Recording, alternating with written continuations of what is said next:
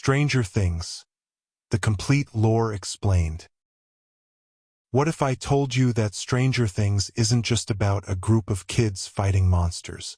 The show has built one of the most intricate mythologies in modern television, with layers of government conspiracies, interdimensional physics, and connections that span decades.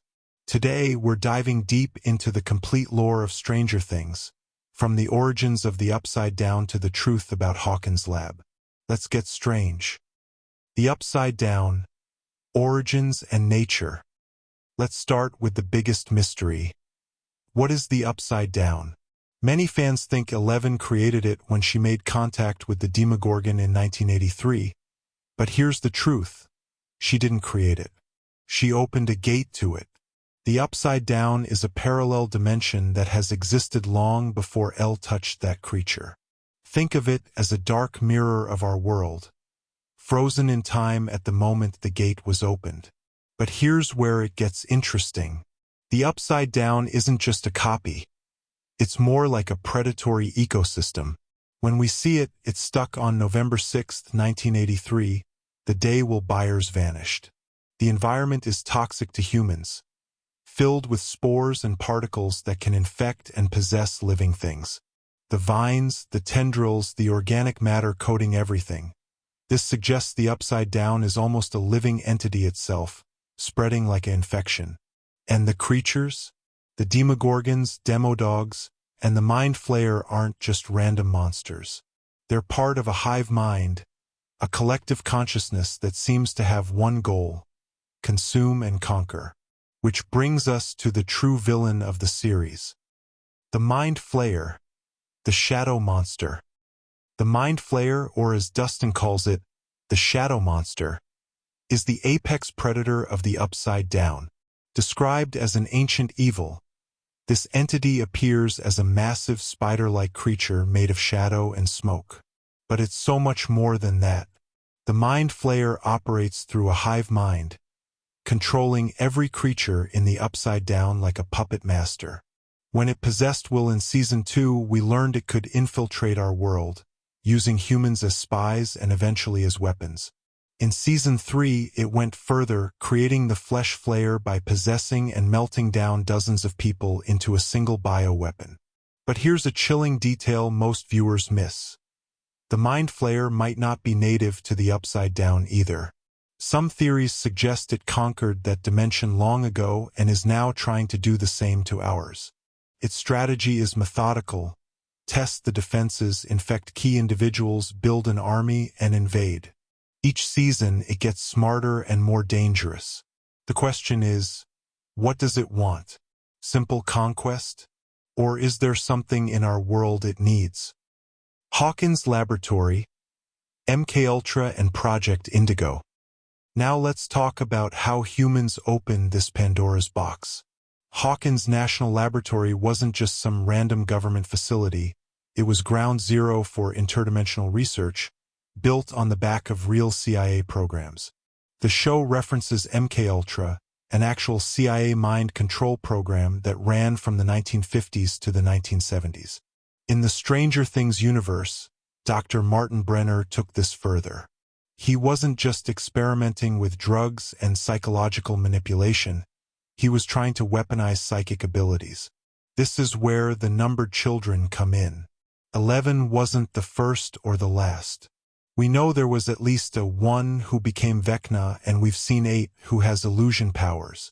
These children were test subjects, likely taken from vulnerable families or born in the lab itself, then subjected to experiments involving sensory deprivation, psychotropic drugs, and trauma, all to unlock latent psychic potential. Project Indigo, as it was called in the expanded universe, had one primary goal: create a psychic soldier who could spy on the Soviets remotely. But when 11 made contact with the Demogorgon during a remote viewing session in 1983, everything changed. She accidentally tore open a rift between dimensions, the Mother Gate. And here's a dark detail. Brenner knew the risks. Documents in the show suggest he had theories about parallel dimensions before the gate opened. He might have even wanted this to happen, sacrificing 11 as a living key to unlock something he'd been searching for all along. The numbers. 11 isn't alone. Throughout the series, we've gotten glimpses of Brenner's other children, and each one reveals more about his experiments. Number 1 is the most significant, revealed in Season 4 as Henry Creel, Brenner's first success. Unlike the others, Henry's powers developed naturally after a traumatic encounter with the Upside Down as a child. Brenner found him, manipulated him, and tried to replicate his abilities in other children. But Henry was too powerful, too angry. When he tried to escape and kill the other children, 11 fought back and banished him to the Upside Down, where he became Vecna. This revelation recontextualizes everything. Vecna isn't just another monster, he's Patient Zero, a human who merged with the Upside Down and possibly reshaped it in his image. Those twisted vines? His nervous system? The hive mind? His consciousness expanded across an entire dimension. Number 8, Callie, appeared in Season 2's controversial episode. She escaped the lab and can create realistic illusions, showing that each child manifested different abilities. How many others were there? How many survived? And are they all as powerful as Elle? The Rainbow Room, where the children were kept, represents the full horror of Brenner's work. A colorful prison where childhood was stolen in the name of science. The Russian connection and the keys. In Season 3, we discovered that Hawkins wasn't the only place trying to breach the Upside Down. The Soviets had been working on their own gate under Starcourt Mall, and they had one key advantage: they'd been studying Hawkins' success. But here's what makes this fascinating. The Russians couldn't open a gate on their own. They needed massive amounts of energy and the exact location where the original gate opened. This tells us something crucial about the physics of the Upside Down. Gates are easier to open where the veil between dimensions is already thin. Hawkins is special. This raises questions. Why is Hawkins a weak point? Is it natural geography, or did something happen there in the past? Some fans have theorized about ley lines or natural portals, but the show hints at something else: the Creel House. The Creel House massacre in 1959 might have been the first recorded interaction with the Upside Down in Hawkins. When young Henry Creel's powers awakened, he may have created a temporal anchor, a fixed point that makes dimensional barriers weaker. That's why Brenner chose Hawkins for his lab, and why the Russians came there specifically. The key technology, those massive machines the Russians built, also tells us that governments now understand this is real. The Upside Down isn't just a threat, it's a potential weapon. Whoever controls access to it controls unimaginable power. This sets up a terrifying future where multiple nations might start opening gates, creating an interdimensional arms race. Vecna's Curse, the human element. Season 4 introduced Vecna's Curse, and with it, a darker understanding of how the Upside Down interacts with human psychology. Vecna doesn't just kill randomly, he targets people carrying trauma, guilt, and emotional scars. He feeds on their pain before taking their lives. This adds a psychological horror element to the mythology. The Upside Down can literally weaponize your worst memories, your deepest regrets. When Vecna shows his victims their trauma, he's not just being cruel. He's preparing them, marinating their consciousness in suffering to make their deaths more powerful. But here's the key: music can save you. Max's survival through running up that hill wasn't just about positive memories. It was about emotional anchoring. Music creates neural patterns that trauma can't overwrite. This suggests that the Upside Down's power over humans is psychological as much as physical. It operates through fear, and anything that grounds you in your identity can fight back. This opens up fascinating lore implications. Could other emotional anchors work? What about love or artistic creation? The fact that human connection and emotion can fight interdimensional evil makes the heart of Stranger Things clear. It's not about the monsters. It's about the bonds that make us human. The Demogorgon, more than a monster. Let's talk about where this all really started for our characters, the Demogorgon.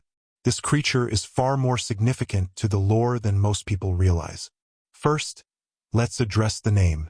The kids called it a Demogorgon after the monster in their Dungeons and Dragons game. But what is it really? It's not just a mindless predator. The Demogorgon demonstrates problem-solving, hunting strategy, and even seemed to recognize 11 during their confrontation. It can open temporary gates between dimensions, those mini portals it creates to move between worlds. Here's what's fascinating. The Demogorgon that took Will might have been acting on instinct, but it was also following the Mind Flayer's will.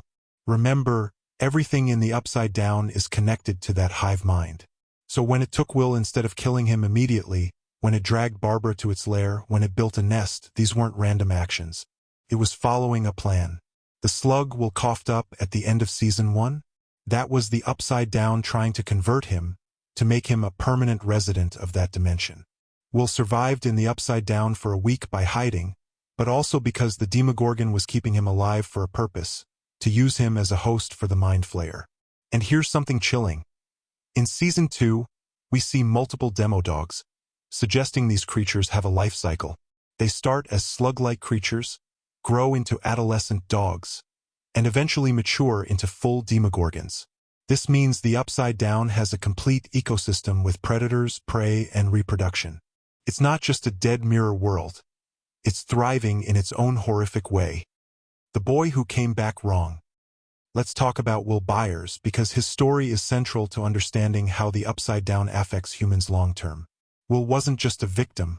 He became a living bridge between dimensions. After his rescue, he experienced now memories. Visions of the Upside Down that weren't flashbacks but real-time glimpses into that world. He could feel what the Mind Flayer felt, see what it saw. He became what Hopper called a spy for the other side. But it goes deeper than possession.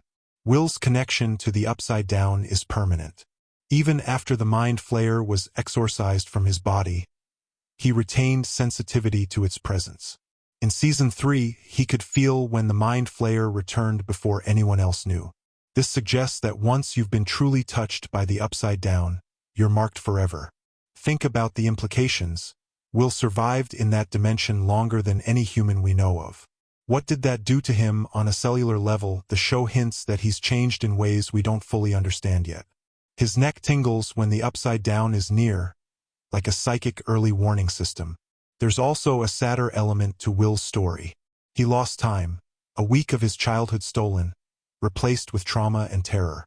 He came back to a world that had moved on without him, where his friends had bonded with 11 in his absence, where his mother had been changed by grief.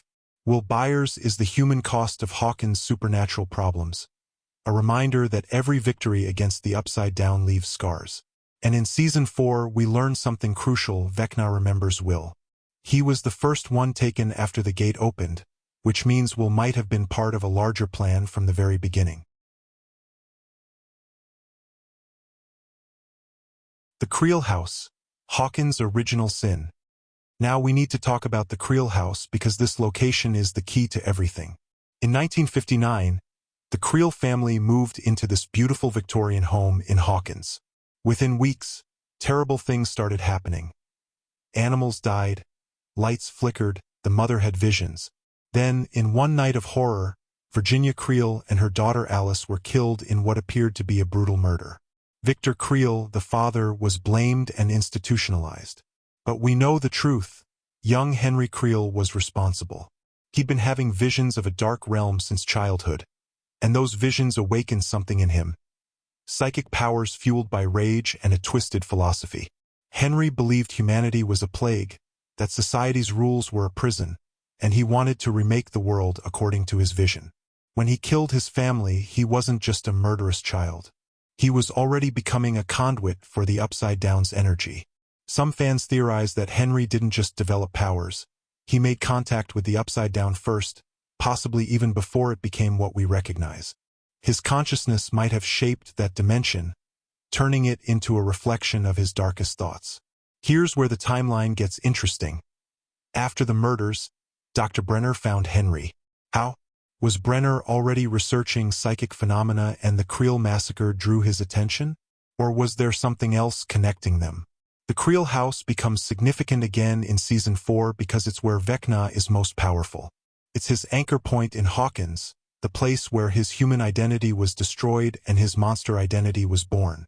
The house exists in both dimensions simultaneously, a permanent scar where the veil between worlds is thinnest. The party. Why these kids specifically? Here's a question worth exploring.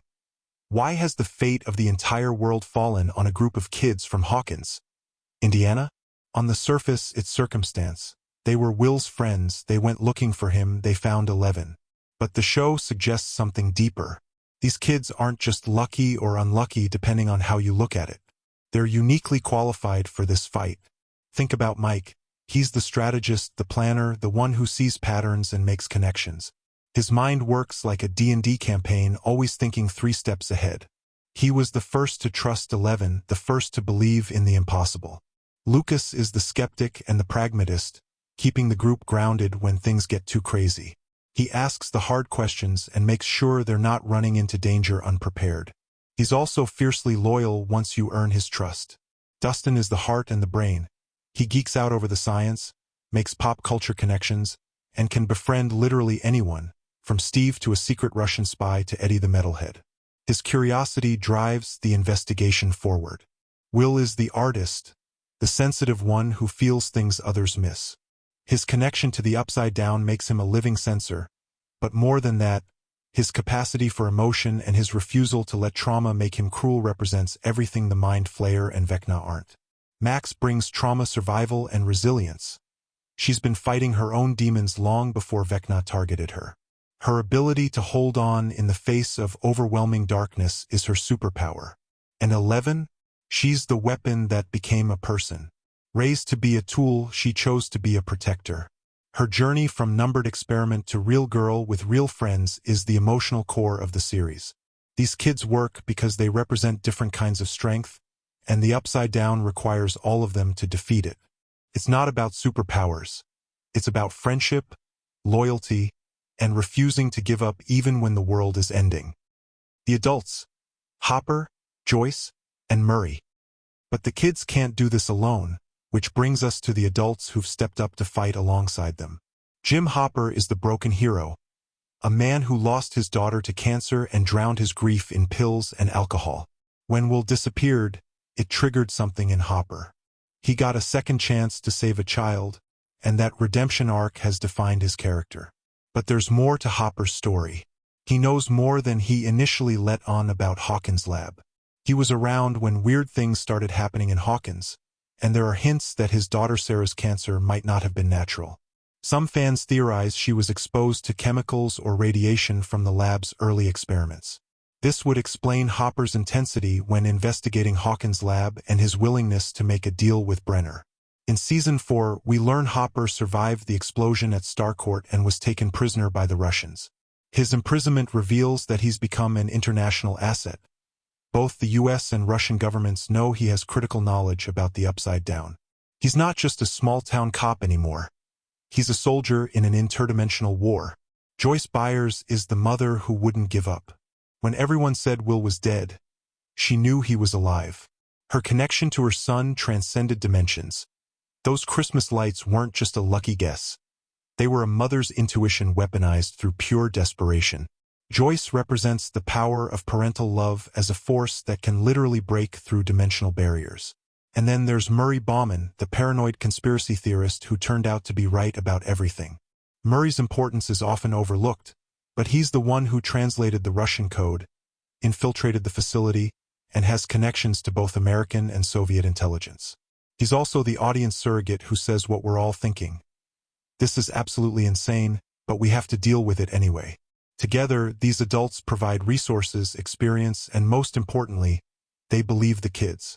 In a different story, they'd dismiss everything as imagination. Instead, they became soldiers in a war most people don't even know is happening. The Upside Down's infection, the particles and the vines. Let's get into the biology of the Upside Down, because understanding how it infects and spreads is crucial to understanding how to fight it. The particles floating through the Upside Down aren't just atmosphere, they're an active infection vector.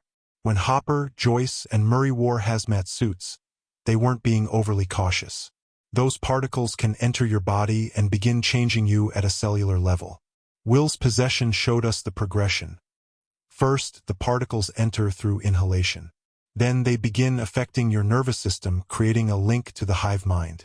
Gradually, your body temperature drops, you become sensitive to heat, and you stop being entirely yourself.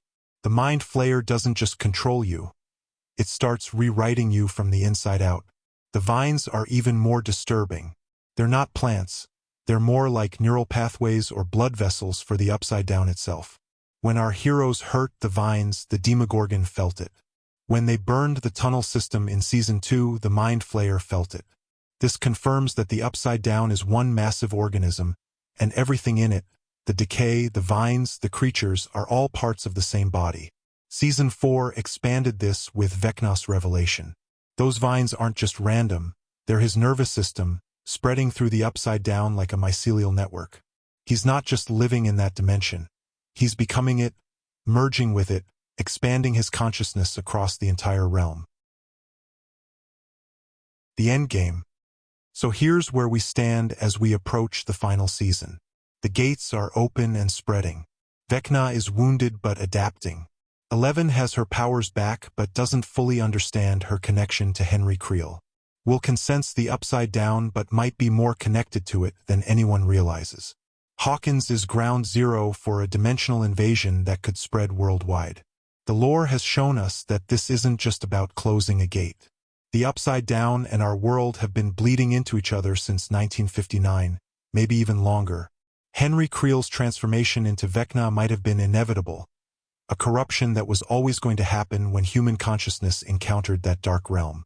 The real question for Season 5 is, can you truly separate two dimensions once they've been connected? Or is Hawkins forever changed?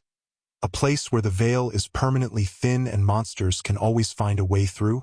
One thing is certain, the Duffer Brothers have created a mythology that goes far beyond simple Monster of the Week stories.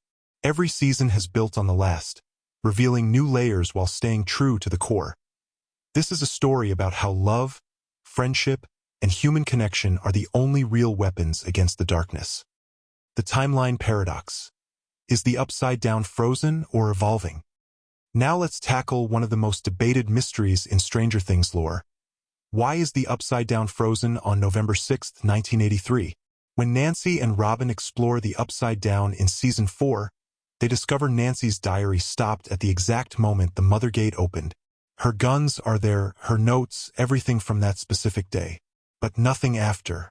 This isn't just a creepy detail, it's a fundamental clue about how the Upside Down works. Here's the leading theory.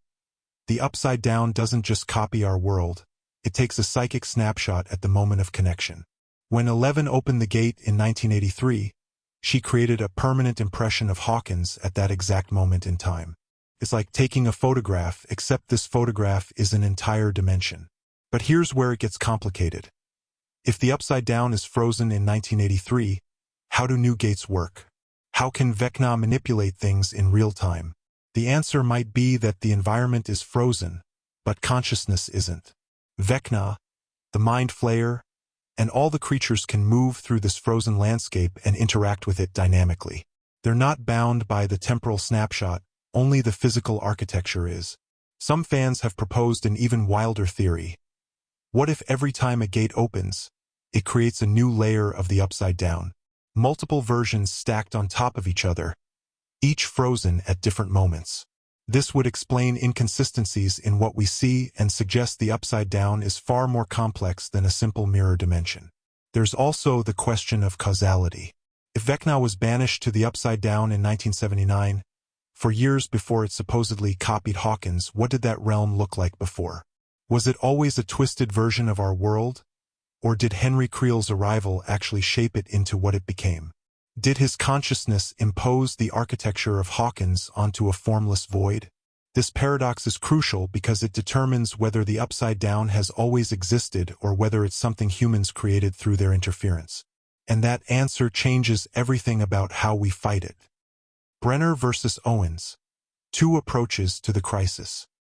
Let's examine the two men who've led Hawkins Lab's response to the Upside Down crisis, because their philosophies reveal a lot about how governments handle existential threats. Dr. Martin Brenner, Papa, represents the mad scientist archetype taken to its logical extreme. He saw the Upside Down not as a threat but as an opportunity. He believed psychic powers could be weaponized, that children were acceptable test subjects, and that the ends justified any means. Brenner wasn't evil for evil's sake. He genuinely believed he was protecting national security. That's what makes him terrifying. He had noble intentions twisted through moral compromise until he became a monster himself. Brenner's fatal flaw was his ego. He thought he could control forces he barely understood. He kept the gate open for research even after people died. He treated 11 as property rather than a person. And when everything went wrong, he doubled down, trying to recapture 11 instead of helping stop the threats he'd unleashed. Dr. Sam Owens, by contrast, represents damage control with a conscience. When he took over Hawkins' lab operations in Season 2, he inherited Brenner's mess and tried to clean it up. Owens acknowledged the mistakes, worked with Hopper and the kids, and prioritized containment over exploitation. He even helped 11 get a legal identity so she could have a normal life. But Owens faces his own moral compromises. He covers up deaths, maintains government secrecy, and still works within a system that created this nightmare. He's a good man in a bad situation, trying to do the right thing while serving institutions that don't always value human life over strategic advantage. The tension between these two approaches, exploitation versus mitigation, mirrors real-world debates about scientific ethics. Should we study dangerous phenomena to understand and control them, risking catastrophe? Or should we acknowledge some doors should never be opened? Season 4 brought Owens back into the story when he helped 11 restore her powers, showing that even the good government scientists need to use morally gray methods to fight the Upside Down. There are no clean hands in this war. The Soviet dimension, Cold War escalation. The Russian plot line isn't just a fun 80s throwback. It represents a terrifying escalation in the Stranger Things mythology. The Cold War going interdimensional changes the entire scope of the threat. In Season 3, we learned the Soviets had been monitoring Hawkins since the gate first opened. They detected the energy signature, realized the Americans had accessed something revolutionary, and immediately began their own program to replicate it. This mirrors real Cold War history. When one superpower gets a new weapon, the other races to match it. The Soviets built their gate-opening machine under Starcourt Mall, hidden in plain sight in Middle America. The audacity is staggering, but it shows how valuable they considered access to the Upside Down. What were they hoping to achieve? The most likely answer, biological weapons. Imagine unleashing demogorgons in enemy territory. Imagine using mind flayer particles as a plague weapon. Imagine soldiers with Vecna-like powers. The strategic applications are endless and horrifying. But the Russians made the same mistake the Americans did. They thought they could control it. When their facility was destroyed, you'd think that would be the end of it. But Season 4 revealed they kept specimens. They had a captured demogorgon in a prison camp, suggesting they have entire research programs studying upside-down creatures. Here's the terrifying implication. If the US and USSR both have active programs, how many other countries know about the Upside Down? How many secret facilities are trying to open gates around the world? Every attempt weakens the dimensional barriers everywhere. Hawkins might be ground zero, but this has become a global crisis that most of the world doesn't even know exists. The introduction of Yuri, Dmitry, and the Russian prison also showed us something important. Not all Russians are villains. Steve, Robin, Nancy, and Jonathan. The older kids' evolution. While Mike, Dustin, Lucas, and Will are the original party, the older teens have their own crucial role in the mythology. They represent what happens when you grow up fighting monsters. Steve Harrington's arc from popular jerk to beloved babysitter is well known, but it's worth examining what that represents. Steve wasn't special, no psychic powers, no genius intellect, just a regular guy with a baseball bat. But he chose to step up repeatedly, protecting kids who weren't even his friends initially. Steve represents ordinary heroism, the idea that you don't need superpowers to fight evil. You just need to show up. His partnership with Dustin is particularly significant. Dustin, who struggles with belonging, found a mentor and friend in Steve. And Steve, who was losing his identity as the popular kid, found purpose in protecting others. Their friendship crosses social hierarchies and age groups, showing that the upside-down crisis has created a new kind of family. Robin Buckley brought a fresh perspective in Season 3. She's the nerd who became a warrior, the band geek who helped save the world. Her intelligence and quick thinking have been crucial to solving several crises. But more importantly, her coming out to Steve and his immediate acceptance showed that even in the midst of interdimensional horror, human connection and acceptance matter. The show doesn't treat her sexuality as a plot point. It's just part of who she is, and her friends love her regardless.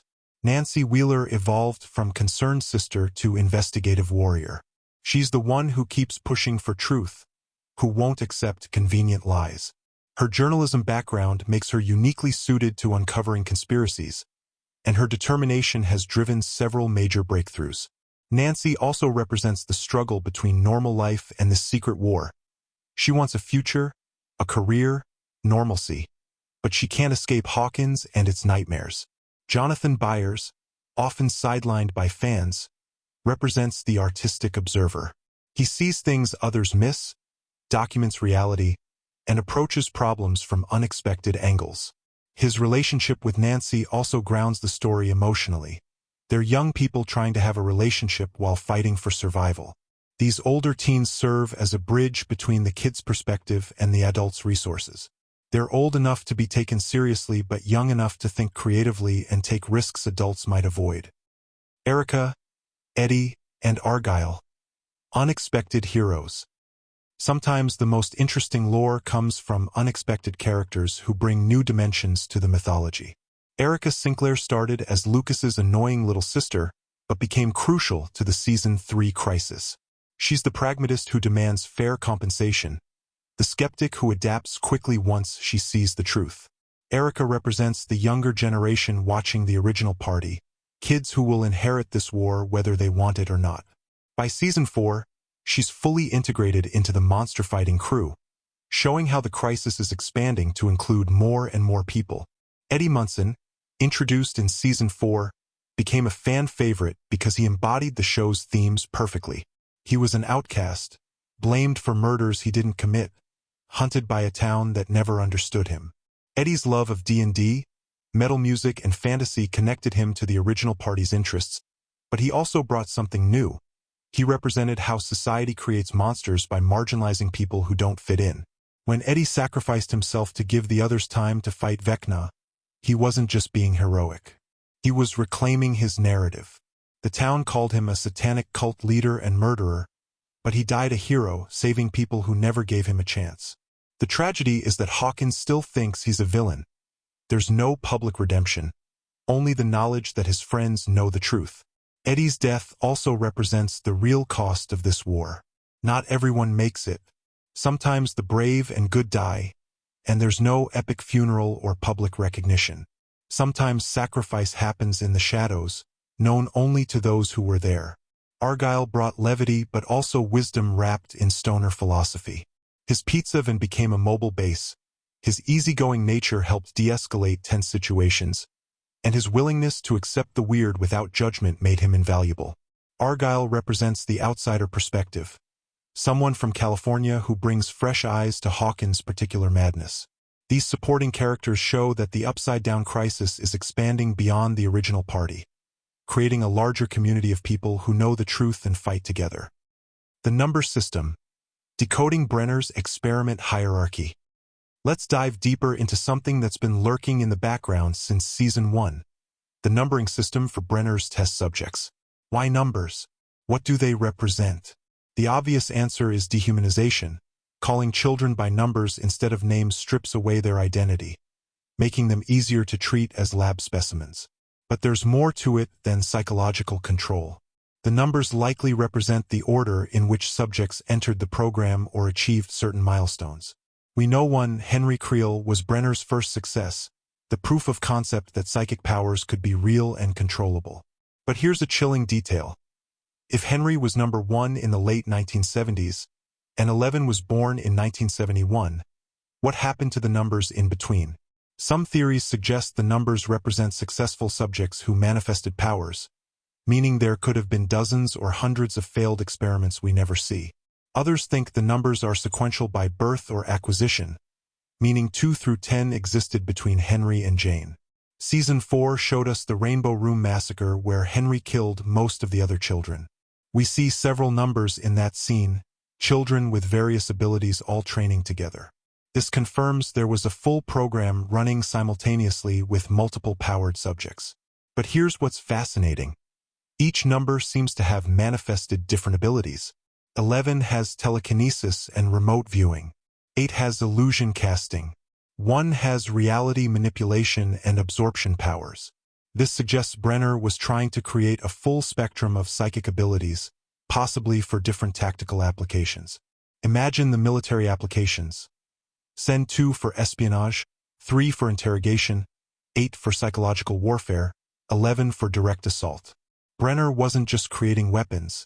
He was building an arsenal of specialized psychic soldiers. The question that haunts the fandom: are there other survivors out there? Did any children escape before the massacre? Could there be a number 6 living a normal life in another state, unaware that others like them are still fighting? Season 5 could introduce other numbers, or it could leave this as a tragic mystery, a program that destroyed countless young lives for a weapon that ultimately backfired. The Mother, Terry Ives and the Origin of 11. Terry Ives' story is one of the most heartbreaking elements of Stranger Things lore, and it reveals crucial information about how Brenner's program recruited subjects. Terry volunteered for MKUltra experiments as a college student, believing she was participating in research to expand human consciousness. She was pregnant, whether she knew it initially is unclear, and the experiments involved LSD, sensory deprivation, and electroshock therapy. These weren't random tortures. They were designed to damage the barrier between conscious and unconscious mind, potentially creating psychic sensitivity. But here's the horror. Terry didn't develop powers. Her unborn daughter did. The experiments affected Jane in utero, essentially marinating her developing brain in psychedelic compounds and electromagnetic stimulation. 11 wasn't found by Brenner. She was created by him, deliberately or accidentally. When Terry tried to escape with her baby, Brenner's forces stopped her. They took Jane and told Terry she'd miscarried. Then they performed additional electroshock therapy, essentially lobotomizing Terry to prevent her from talking. She's been trapped in a loop ever since, reliving the same memories. Sunflower, rainbow, 3 to the right, 4 to the left. 450. That code, 3 to the right, 4 to the left, 450, was the combination to the room where they kept baby Jane. Even in her destroyed mental state, Terry's maternal instinct was trying to guide someone to save her daughter. When 11 finally connected with her mother's mind in Season 2, she witnessed these memories and learned the truth about her origin. It's a devastating revelation. She's not just a stolen child. She's a deliberately created weapon whose existence destroyed her mother's mind. Terry's story also reveals that Brenner likely recruited other pregnant women or specifically targeted vulnerable populations. College students, runaways, institutionalized women, people whose disappearances or damaged mental states wouldn't draw attention. How many other Terry Ives are out there, trapped in their own minds, robbed of their children for Brenner's experiments? This adds another layer to why 11's relationship with Hopper as a father figure is so important. She's reclaiming the parental love that was stolen from her, building the family connection her mother tried desperately to maintain. Hawkins itself. Is the town cursed or chosen? We need to talk about Hawkins, Indiana, as more than just a setting. Is there something fundamentally special about this location, or is it just cursed by circumstance? Let's look at the evidence. The Creel House Massacre in 1959. Brenner choosing this location for his lab in the 1960s. The gate opening in 1983. The repeated incursions from the Upside Down. By Season 4, Hawkins has become a literal crack in reality, with the Upside Down bleeding through into the town. Some fans have theorized about ley lines, locations where Earth's magnetic or psychic energy converges, making them hotspots for supernatural activity. In this theory, Hawkins sits on a natural weak point between dimensions. Henry Creel's powers awakened there not by accident, but because that location amplified his latent abilities. Brenner didn't randomly choose Hawkins. He chose it because his research indicated it was a power spot. Others point to a darker possibility. What if Hawkins wasn't special until Henry Creel made it special? What if his murders in 1959 created a permanent scar on reality, a thin place where the membrane between worlds is forever weakened? This would mean human action, not natural geography, created the vulnerability. There's also the social element. Hawkins represents small-town America, conservative, insular, resistant to change. When strange things happen, the town's response is to find scapegoats, like Eddie Munson, rather than acknowledge the truth. This willful ignorance might actually make the town more vulnerable, creating a population that won't prepare for or acknowledge threats until it's too late. By season 4, the town has been physically transformed. The gates created massive fissures that glow red, visible to everyone. The cover-up is becoming impossible. Hawkins is essentially becoming a border town between dimensions, a place where two realities exist simultaneously. This raises a question for season 5. Can Hawkins ever be normal again? Even if the heroes close all the gates and defeat Vecna, the town has been fundamentally changed. People have died, been possessed, disappeared. The ground itself is cracked open. Maybe Hawkins has to become something new. A monitored zone, a permanent research station, or even an evacuated ghost town where the veil between worlds is forever thin. The Demogorgon's life cycle. Xenobiology of the Upside Down. Let's get scientific and examine the Demogorgon as a biological entity, because understanding its life cycle tells us a lot about the Upside Down's ecosystem. Stage 1, the slug. Will coughed up a slug-like creature at the end of Season 1, and D'Artagnan Dart started as a similar creature in Season 2. These organisms are small, relatively harmless, and seem to require incubation in a host. They're parasitic at this stage, using a host's body to mature. Stage 2, the Demodog. As Dart demonstrated, these slugs grow rapidly into adolescent creatures, four-legged, predatory, but still developing. They have the characteristic petal-like face but are smaller and less dangerous than fully mature Demogorgons. At this stage, they're pack hunters working together under the Mind Flayer's control. Stage 3, the Demogorgon. The fully mature form, bipedal, highly intelligent, capable of opening temporary gates between dimensions. These creatures hunt alone or in small groups and demonstrate problem-solving abilities that suggest significant cognitive development. But here's what's fascinating. This life cycle suggests the Demogorgon isn't the apex predator of the Upside Down. It's more like the worker drones of the Hive. They serve the Mind Flayer, which serves Vecna. It's a hierarchy of horror. The reproduction method is also crucial. If Demogorgons start as slugs that require hosts, they're parasitic invaders by nature. The Upside Down strategy for conquest might be infection.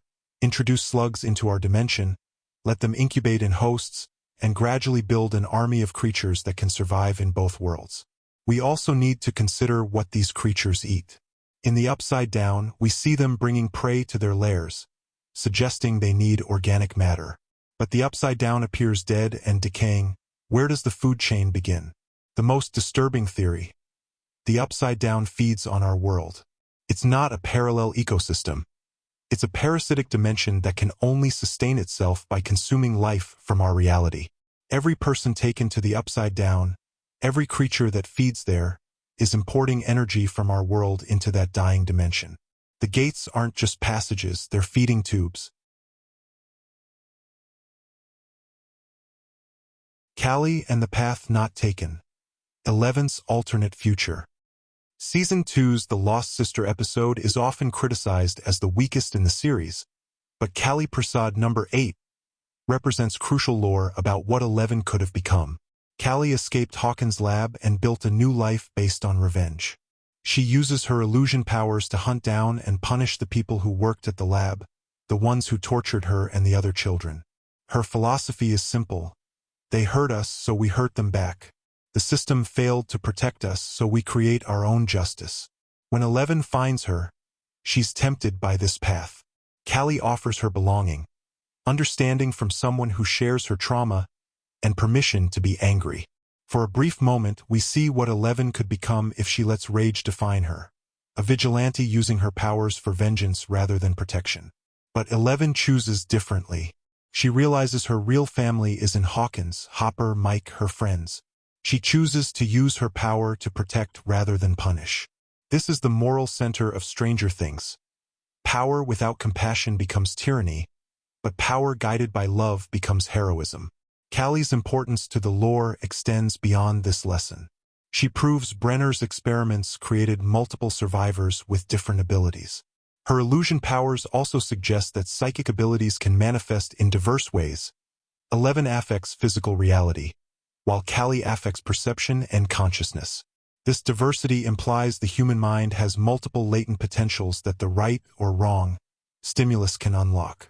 There's also the question of whether Callie will return. She's still out there, possibly knowing things about Brenner's program that could help in the final fight. She might know about other numbers, other facilities, or other secrets that could be crucial to stopping Vecna. Callie represents the road not taken, a reminder that 11's heroism is a choice, not an inevitability. She could have become a weapon of revenge, but she chose to be a protector instead. That choice defines her character and perhaps offers hope. Even people shaped by trauma and abuse can choose goodness.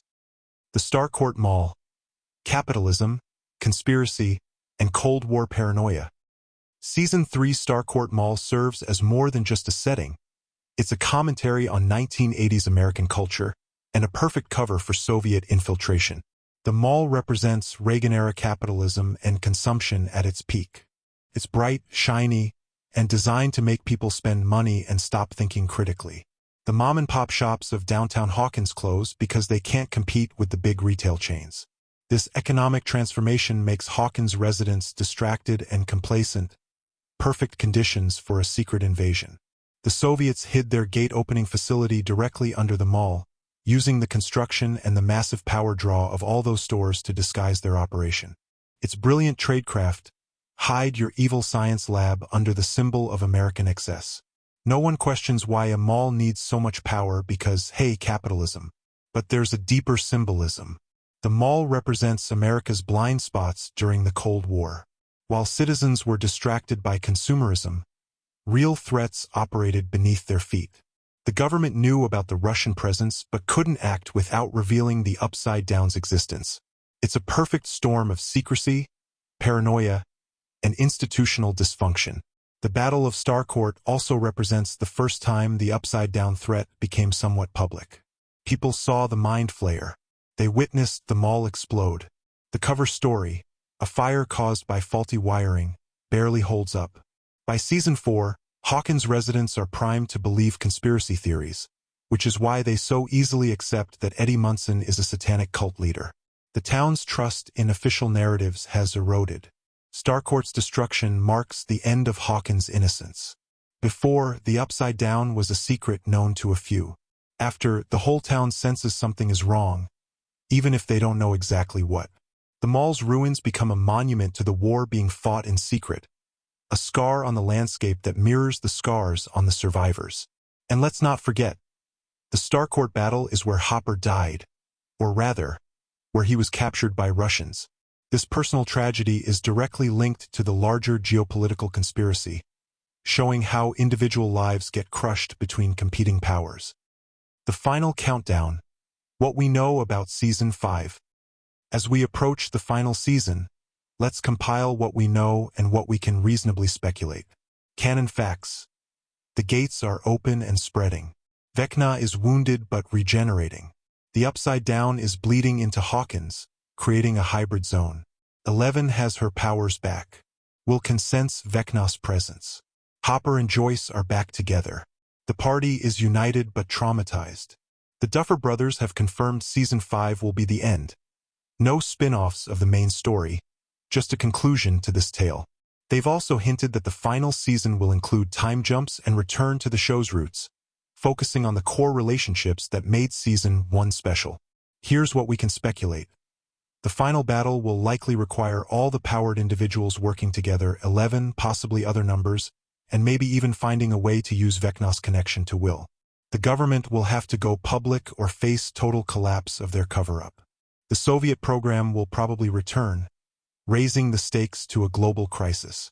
There's also the question of sacrifice.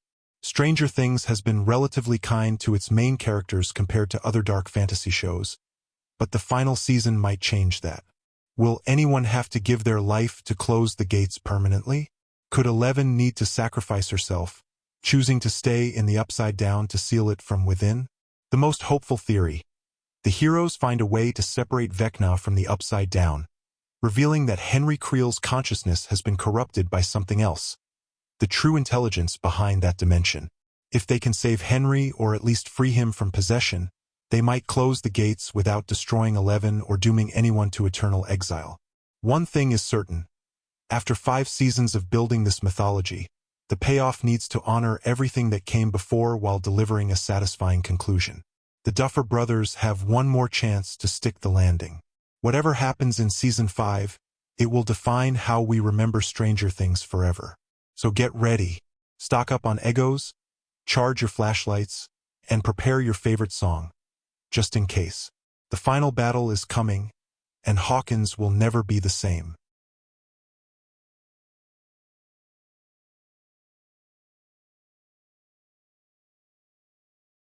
The Byers family, targets or random victims. Let's examine something that often gets overlooked.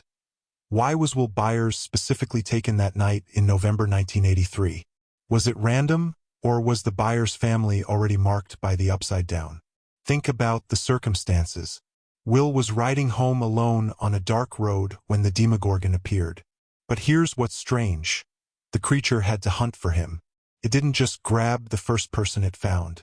It chased Will, who managed to make it home, load a rifle, and hide in the shed before being taken. Will showed resourcefulness and survival instinct that night, qualities that would serve him well in the Upside Down. But why Will? Some fans theorize it wasn't random at all. What if the Mind Flayer specifically wanted someone with certain qualities, sensitivity, emotional intelligence, artistic ability? Will is the most empathetic member of the party, the one who feels things deeply. These traits might have made him the perfect host for eventual possession. There's also Joyce to consider. Her frantic determination to save her son, her willingness to believe in impossible things, her immediate acceptance that Will was communicating through Christmas lights. She didn't hesitate or doubt. It's almost like some part of her knew, on an instinctive level, that her son was alive in another dimension. And what about Lonnie? Will's absent father is mostly portrayed as a deadbeat, but there are hints of something darker. He only shows up after Will's death, to try and profit from it. Did Lonnie know something about Hawkins? Was he connected to anything strange in the town's history? Probably not, but his absence created a vulnerability in Will's life. A boy without a strong father figure, struggling with identity, perfect for targeting. Jonathan's role is also worth examining. He's the protector who failed that night. He was supposed to be home but wasn't. His guilt drives much of his character arc, but it also positioned him perfectly to become a fighter. The Byers family wasn't broken by Will's disappearance. They were forged into warriors by it. The question remains, if the Upside Down is intelligent and calculating, did it choose the Byers family specifically? Did it identify them as either the perfect victims or, ironically, the perfect opponents? By taking Will, the Upside Down created its own greatest enemies, a family that would never stop fighting back. The Mind Flayer's strategy, long-term planning or reactive chaos. One of the most debated aspects of Stranger Things lore is whether the Mind Flayer has been executing a master plan or simply adapting to circumstances as they arise. Let's analyze its actions across the seasons. Season 1. The gate opens, a Demogorgon is discovered by humans. It begins hunting in Hawkins. This seems opportunistic. The creature found a food source and exploited it. But taking Will alive suggests deliberate action, not just feeding behavior. Season 2. The Mind Flayer possesses Will, using him to spy on our world and learn about the humans fighting back. When Will's location is used against it to close the gate, the Mind Flayer is forced to evacuate its host but leaves part of itself behind. This shows both intelligence and vulnerability. It can plan ahead but can also be outsmarted. Season 3. The Mind Flayer uses possessed humans to build the Flesh Flayer, a biological weapon designed specifically to counter Eleven's abilities. It targets her directly, recognizing her as the primary threat. This shows learning and adaptation. It evolved its strategy based on previous defeats. Season 4, we discover Vecna has been orchestrating events, possibly from the beginning. He's opening gates from within the Upside Down, targeting specific individuals with trauma, building toward a final invasion. This recontextualizes everything. The Mind Flayer might not be the true intelligence, just Vecna's tool. So was it all Vecna's plan? Or does the Mind Flayer have its own agenda? The most compelling theory is that Vecna and the Mind Flayer formed a symbiotic relationship. Vecna provided consciousness and strategy, while the Mind Flayer provided power and an army. They need each other. Vecna alone couldn't have built this invasion force, and the Mind Flayer alone lacked the focus and intelligence to execute complex plans. This partnership model explains why the attacks have become progressively more sophisticated. Early incursions were blunt. Send monsters, grab people, spread fear. Later attacks were surgical, possess key individuals, manipulate events, target the strongest defender psychology. It's evolution in real time, a learning evil that gets more dangerous with each encounter. The terrifying implication: every time our heroes defeat a plan, they're teaching the Upside Down how to be better at invasion. Each battle is reconnaissance for the enemy, revealing human weaknesses and strengths. By Season 5, the Mind Flayer and Vecna will have learned from 4 seasons of defeats. They'll know exactly how to counter every strategy, exploit every vulnerability, and target every emotional weakness. Hopper's backstory: New York, Sarah, and the secrets he keeps. Jim Hopper's history is darker and more connected to the Upside Down crisis than most viewers realize. Let's dig into what made him the man we meet in Season 1. Before Hawkins, Hopper was a New York City police officer. We see glimpses of this in Season 4, a younger, idealistic Jim working homicide in the big city. He had a daughter, Sarah, and seemed to have his life together. Then Sarah got sick with cancer and died, his marriage fell apart, and he ran back to Hawkins, the small town where he grew up. But here's where it gets suspicious. Sarah's cancer diagnosis came when they were living in Hawkins. Hopper worked for Hawkins Police before New York, which means he was in town during the early years of Hawkins Lab's operations. Did Sarah's cancer have a natural cause? Or was she exposed to something from the lab? The show has hinted but never confirmed that Hawkins Lab might have caused Sarah's illness through chemical or radiological contamination. If this is true, Hopper has known about the lab's dangers longer than he's admitted. His willingness to make deals with Brenner and later Owens might stem from guilt. He was a cop who should have protected his community, and his own daughter paid the price for his ignorance. There's also Hopper's immediate expertise with covert operations, combat, and dealing with government conspiracies. He's not just a small-town cop. He knows how to handle himself in situations that require military or intelligence training. Some fans theorize Hopper served in Vietnam, which would explain his combat skills and his PTSD-like symptoms. The show hasn't fully explored this, but it would add another layer to his character. His relationship with 11 mirrors his lost relationship with Sarah. When he finds Elle living in the woods, he sees a chance for redemption. A daughter he can actually save this time. His overprotectiveness in Season 2 isn't just about keeping her safe from the government. It's about not losing another child. By Season 4, when Hopper is imprisoned in Russia, we see him at his lowest point, fighting demogorgons in a frozen wasteland. But he survives because he always survives. That's Hopper's defining trait. He's the man who refuses to die, who keeps fighting even when everything is taken from him. His resurrection from the Starcourt explosion isn't just plot convenience. It's character essence. Hopper doesn't give up, no matter what. The girlfriend problem. Relationships under apocalyptic pressure. Stranger Things isn't just about fighting monsters. It's also about being a teenager trying to have relationships while the world is ending. Let's examine how romantic relationships function in this mythology. Mike and Eleven's relationship is the emotional core of the series. They fell in love as children under extreme circumstances. She was a fugitive lab experiment. He was a kid trying to find his friend. Their relationship has been tested by separation, lies, and world-ending threats. In Season 4, Mike finally tells Elle he loves her, and it's that declaration that gives her the strength to fight Vecna. This reveals something crucial about the show's philosophy. Love is literally a weapon against evil. Vecna feeds on trauma and isolation, but love creates connection and strength. When Mike tells Elle he loves her, he's not just being romantic, he's arming her for battle. Their relationship isn't a distraction from the plot. It's essential to victory. Lucas and Max's relationship explores how trauma affects intimacy. After the Battle of Starcourt, where Max watched Billy die, she pushes Lucas away. She's drowning in guilt and grief. And even though Lucas tries to help, she won't let him in. This emotional isolation makes her vulnerable to Vecna, who specifically targets people suffering alone. The tragedy is that Lucas's love couldn't save her from the curse. She needed to save herself first by confronting her trauma. But his love was there waiting, providing the anchor she needed to hold on. When Max wakes up in the hospital, Lucas is there.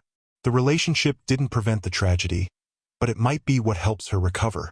Steve and Nancy's on-again, off-again dynamic represents growing up and growing apart.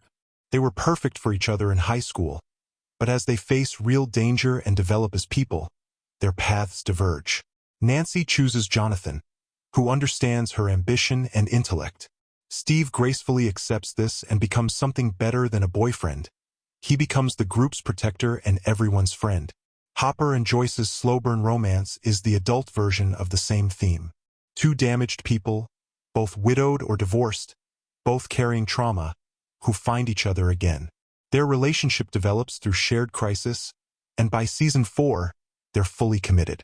They represent hope that even after devastating loss, love can return. The show's message is clear. Relationships don't make you weak or distract from the mission. They make you strong. They give you reasons to fight, people to protect, and emotional resilience to survive horror. The Upside Down threatens to isolate and destroy, but human connection fights back. The Hellfire Club, D&D as prophecy and preparation. The Hellfire Club, Eddie's Dungeons and Dragons group, represents more than just nerdy kids playing games.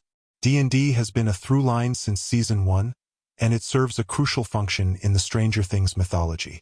First, D&D provides the language for understanding the impossible. When the kids encounter a faceless monster, they call it a Demogorgon because that's a reference they understand. When they need to explain the Upside Down, they call it the Veil of Shadows. The game gives them a framework for processing trauma and horror that adults don't have. But there's something deeper happening. The campaigns they play often mirror or foreshadow real events. In Season 1, they're playing a campaign about finding a lost prince when Will disappears. In Season 4, Eddie's campaign about Vecna, the lich who consumes souls, happens just before the real Vecna begins his killing spree. Coincidence? Or is D&D somehow channeling real interdimensional threats? Some fans have proposed a wild theory. What if D&D was created by people who knew about the Upside Down? Gary Gygax and Dave Arneson, the game's creators, filled it with monsters and magic that eerily parallel the real threats in Stranger Things. Could they have been whistleblowers hiding truth in fiction, like ancient myths encoding real events? More likely, the Duffer Brothers are using D&D as metafictional commentary. The game represents storytelling itself, and stories are how we make sense of chaos. The kids aren't just playing a game. They're rehearsing for real battles, learning strategy, teamwork, and creative problem-solving. Eddie's death also carries symbolic weight. He was the dungeon master, the storyteller, the one who guided others through imaginary dangers. When he dies fighting real monsters, it's a crossing of threshold, the fantasy becomes reality, and the price is his life. The game couldn't prepare him for actual death, but it gave him the courage to be a hero when the moment came. The Hellfire Club in Season 4 also represents outsider culture and the danger of moral panic. The town believes D&D is satanic, that it corrupts youth and causes violence. Meanwhile, the real evil, Vecna, an actual supernatural killer, goes unrecognized because people are too busy blaming fantasy games and heavy metal music. This is classic Stranger Things. The mundane evil of prejudice and ignorance is as dangerous as supernatural evil. The town's fear of nonconformity makes them blind to real threats and turns them into a mob hunting innocent people. The Body Snatchers, biological horror and loss of identity. Let's talk about one of the most disturbing aspects of Stranger Things, the body horror and the loss of individual identity through possession and transformation. Season 2's Possession of will showed us the basic mechanism. The Mind Flayer enters your body, overrides your consciousness, and uses you as a puppet while keeping you aware inside. Will describes it as feeling the Mind Flayer's thoughts becoming his thoughts, losing the boundary between self and invader. It's psychological torture, being trapped in your own body while something else controls it. Season 3 escalated this horror with the Flayed, people possessed and liquefied into organic components for the Flesh Flayer. Billy's possession arc is particularly tragic. We watch him fight against the Mind Flayer's control brief moments where he's himself again, terrified and apologetic. His final sacrifice, breaking free long enough to protect Eleven and the kids, shows that human will can resist even when the body is compromised. But the most disturbing element is the transformation itself. The possessed don't just lose control, they're fundamentally altered. Their body temperature drops, they consume chemicals, they lose human emotion and become extensions of the hive mind. When Billy and the other Flayed are melted down, they cease to exist as individuals entirely, becoming raw material for a larger organism. This taps into primal fears about identity and autonomy. What makes you you? If your body is controlled by another consciousness, are you still alive? If your physical form is dissolved and merged with others, does your soul survive somewhere? Or is death merciful oblivion? Vecna's killing method in Season 4 adds another layer. He doesn't possess, he breaks. He enters your mind, forces you to relive trauma, and then crushes your body from within, snapping bones and collapsing your skull. It's intimate violence, violating your most private memories before destroying your physical form. The body horror in Stranger Things works because it's not just gross-out effects. It represents loss of self, violation of autonomy, and the terror of being unmade. In a show about teenagers coming of age, this threat is particularly resonant. Adolescence is already about losing your childhood identity and becoming something new. The Upside Down's horrors are dark mirrors of natural transformation, turning growth into grotesque corruption. The heroes fight not just to save their lives but to preserve their humanity, their identities, their selves. That's what makes the stakes so personal and so high. The science behind the fiction. Real-world parallel dimensions. Before we truly end this deep dive, let's explore the actual science that inspired Stranger Things' dimensional mythology, because some of this isn't pure fiction. The concept of parallel dimensions isn't just science fiction. Theoretical physicists have proposed multiple interpretations of quantum mechanics that suggest parallel realities might exist. The many-worlds interpretation, proposed by physicist Hugh Everett in 1957, suggests that every quantum event spawns branching universes where all possible outcomes occur. String theory goes even further, proposing that our universe might have 10 or 11 dimensions, most of which are invisible to us because they're compacted or exist at scales we can't perceive.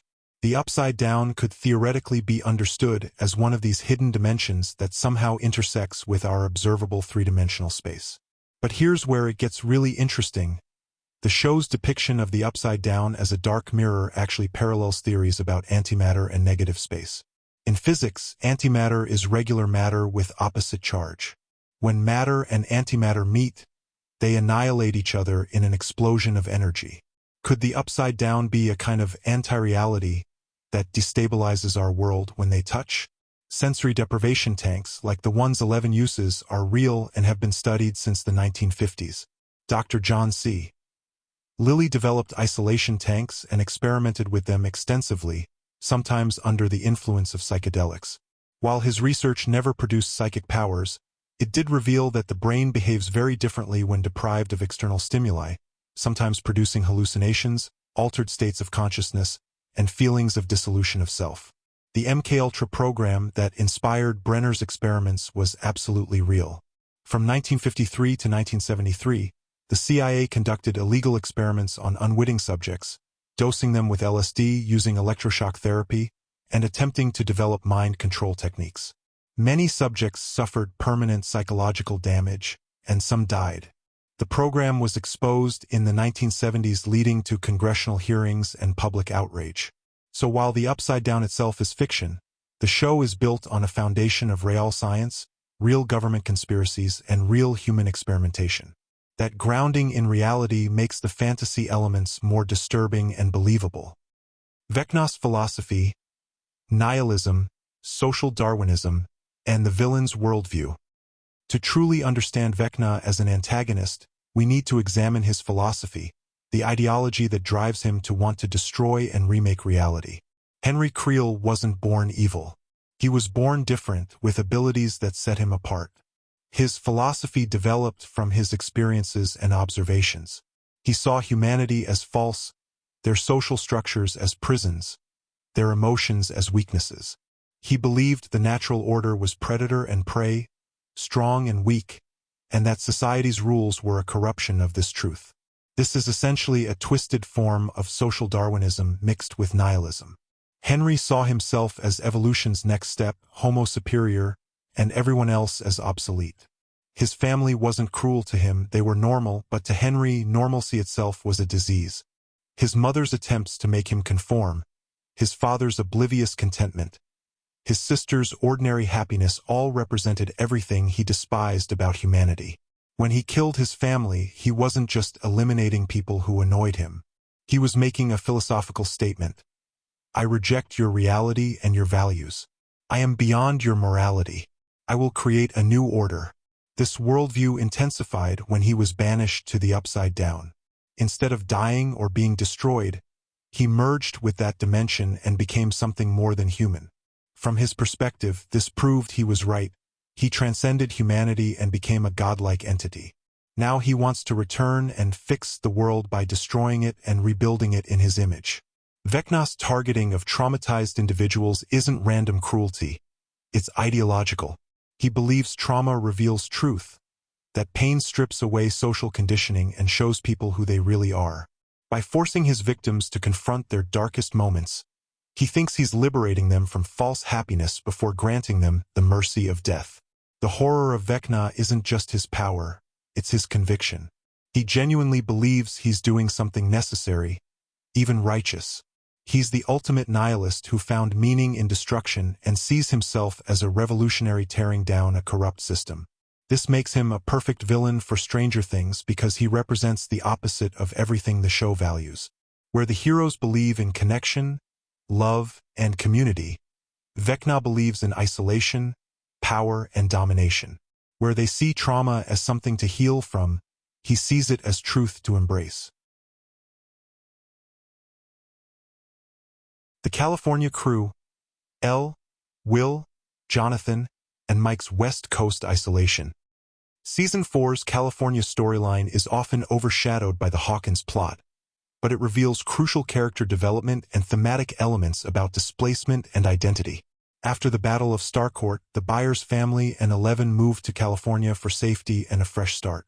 But this geographic separation created vulnerability. The core friend group was split across the country, weakening their collective strength just as Vecna began his plan. Eleven's arc in California is particularly significant. Without her powers, she's just a weird girl with a shaved head trying to fit into a new school.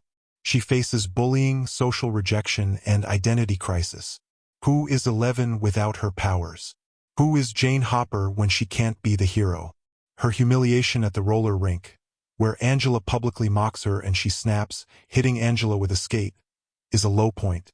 But it's also crucial character development. Eleven chose violence, not psychic power but physical aggression, showing that her struggle with anger and control isn't about abilities. It's about who she is as a person. Will's California experience is equally important but more subtle. He's even more displaced than Eleven. At least she's fighting to reclaim her power. Will is trying to figure out who he is in a world that's moved on. His friends in Hawkins are growing up, getting girlfriends, worrying about normal teenage things, while Will is still processing years of trauma and struggling with feelings he can't quite name. The painting Will creates for Mike, "The Party is Warriors Fighting a Dragon," represents Will's love language. He can't say what he feels, so he paints it. His speech to Mike about the painting, claiming it's from Eleven, is heartbreaking because it's truth told through lies. Will's identity crisis isn't just about trauma. It's about growing up different in a world that punishes difference. Jonathan's subplot with Argyle provides comic relief but also shows a young man paralyzed by pressure. He's supposed to be the responsible older brother, but he's drowning in anxiety about his future, his relationship with Nancy, his family's struggles. His solution is to get high and avoid thinking about it, not admirable but deeply human. The California crew's isolation mirrors a key theme. Separation makes you vulnerable. The Upside Down's greatest weapon isn't monsters. It's loneliness. When the group is together in Hawkins, they're strong. Scattered across the country, they're easier to target, manipulate, and defeat. Vecna understood this, which might be why his attacks coincided with the group's fragmentation. The Murray Bauman factor. Conspiracy theorist as prophet. Murray Bauman deserves deeper analysis because he represents a fascinating character type, the paranoid conspiracy theorist who's actually right about everything. Murray starts as a disgraced journalist turned private investigator living in a bunker full of surveillance equipment and Russian vodka. He's introduced as the guy who helped Nancy and Jonathan expose Hawkins' lab in Season 2, providing the strategic mind to translate their evidence into something the public would believe, a watered-down version of the truth. But Murray's real value is his understanding that truth and belief are different things.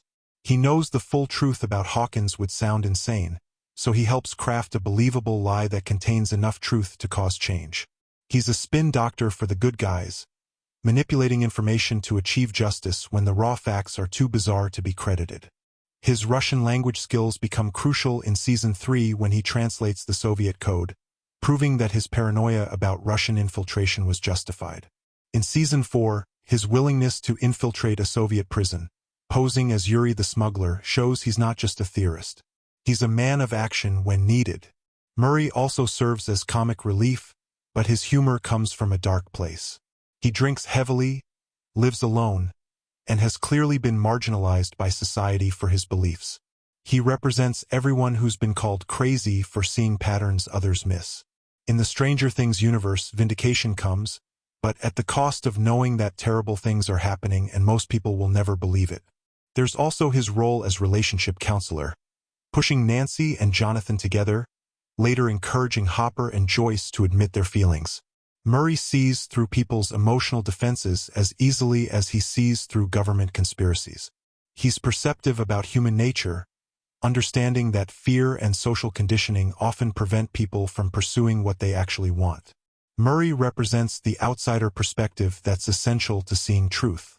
He's not constrained by social conventions or official narratives. He questions everything, trusts no one, and verifies all information. In a world where government labs are opening portals to hell dimensions, Murray's paranoia isn't a disorder, it's survival. The tragedy of Murray is that he's brilliant, capable, and essential, but he'll never get credit. He operates in shadows, drinks too much, and lives in isolation. He's the hero who can never be celebrated because his heroism involves secrets that must stay secret. In his own way, he's as sacrificial as any character who dies. He gives up normalcy, credibility, and peace of mind to fight a war most people don't know exists. The Wheelers, Middle America's oblivious innocence. Let's talk about the Wheeler family because they represent something important. The comfortable middle class that remains blissfully unaware while their children fight interdimensional evil. Ted Wheeler is the ultimate oblivious dad, watching TV in his recliner, more concerned about his chicken being dry than about the apocalyptic events happening in his own town. He's not a bad person, he's just aggressively normal. He represents the American suburbs at their most stereotypical, comfortable, complacent, and completely unprepared for anything outside their experience. Karen Wheeler is more perceptive but still operates within conventional frameworks. She knows something's wrong with her children but interprets it through normal teenage problems. Rebellion, romance, growing pains. She has moments of wisdom and genuine parenting, but she never breaks through to the truth. When she almost has an affair with Billy in Season 3, it shows she's also drowning in suburban ennui, seeking excitement because her life feels empty. Nancy and Mike are products of this environment who rejected its limitations. Nancy became an investigative journalist specifically to uncover truths that comfortable people want to ignore. Mike became a leader and strategist fighting actual monsters. Both chose awareness and action over their parents' comfortable ignorance. Holly Wheeler, the youngest, is mostly set dressing, but there are hints she sees more than adults realize. Young children in horror often perceive supernatural threats before adults do. Their minds aren't closed by rationality and skepticism. If the show continues, Holly might become significant as the next generation drawn into the conflict. The Wheeler home itself is symbolic, a comfortable suburban house where the basement serves as the party's headquarters. It's the intersection of normal and abnormal, where kids who fight monsters return to have family dinners and pretend everything's fine. The cognitive dissonance is staggering. Mike will battle demogorgons in an alternate dimension, then come home to his mom asking about homework and his dad complaining about gas prices. This represents a broader theme. Heroism often requires protecting people who'll never know they were in danger. Ted and Karen Wheeler will never understand that their son helped save the world multiple times. They'll never know Nancy exposed government conspiracies and fought supernatural evil. The kids can't even share their trauma because the truth is too bizarre. The Wheelers embody the innocent America that the heroes are fighting to preserve. Flawed, sometimes frustrating, but worth protecting. They represent the normalcy that makes life worth living, the ordinary happiness that gives meaning to extraordinary sacrifice. The Sinclair family. Representation, realism, and rising stakes.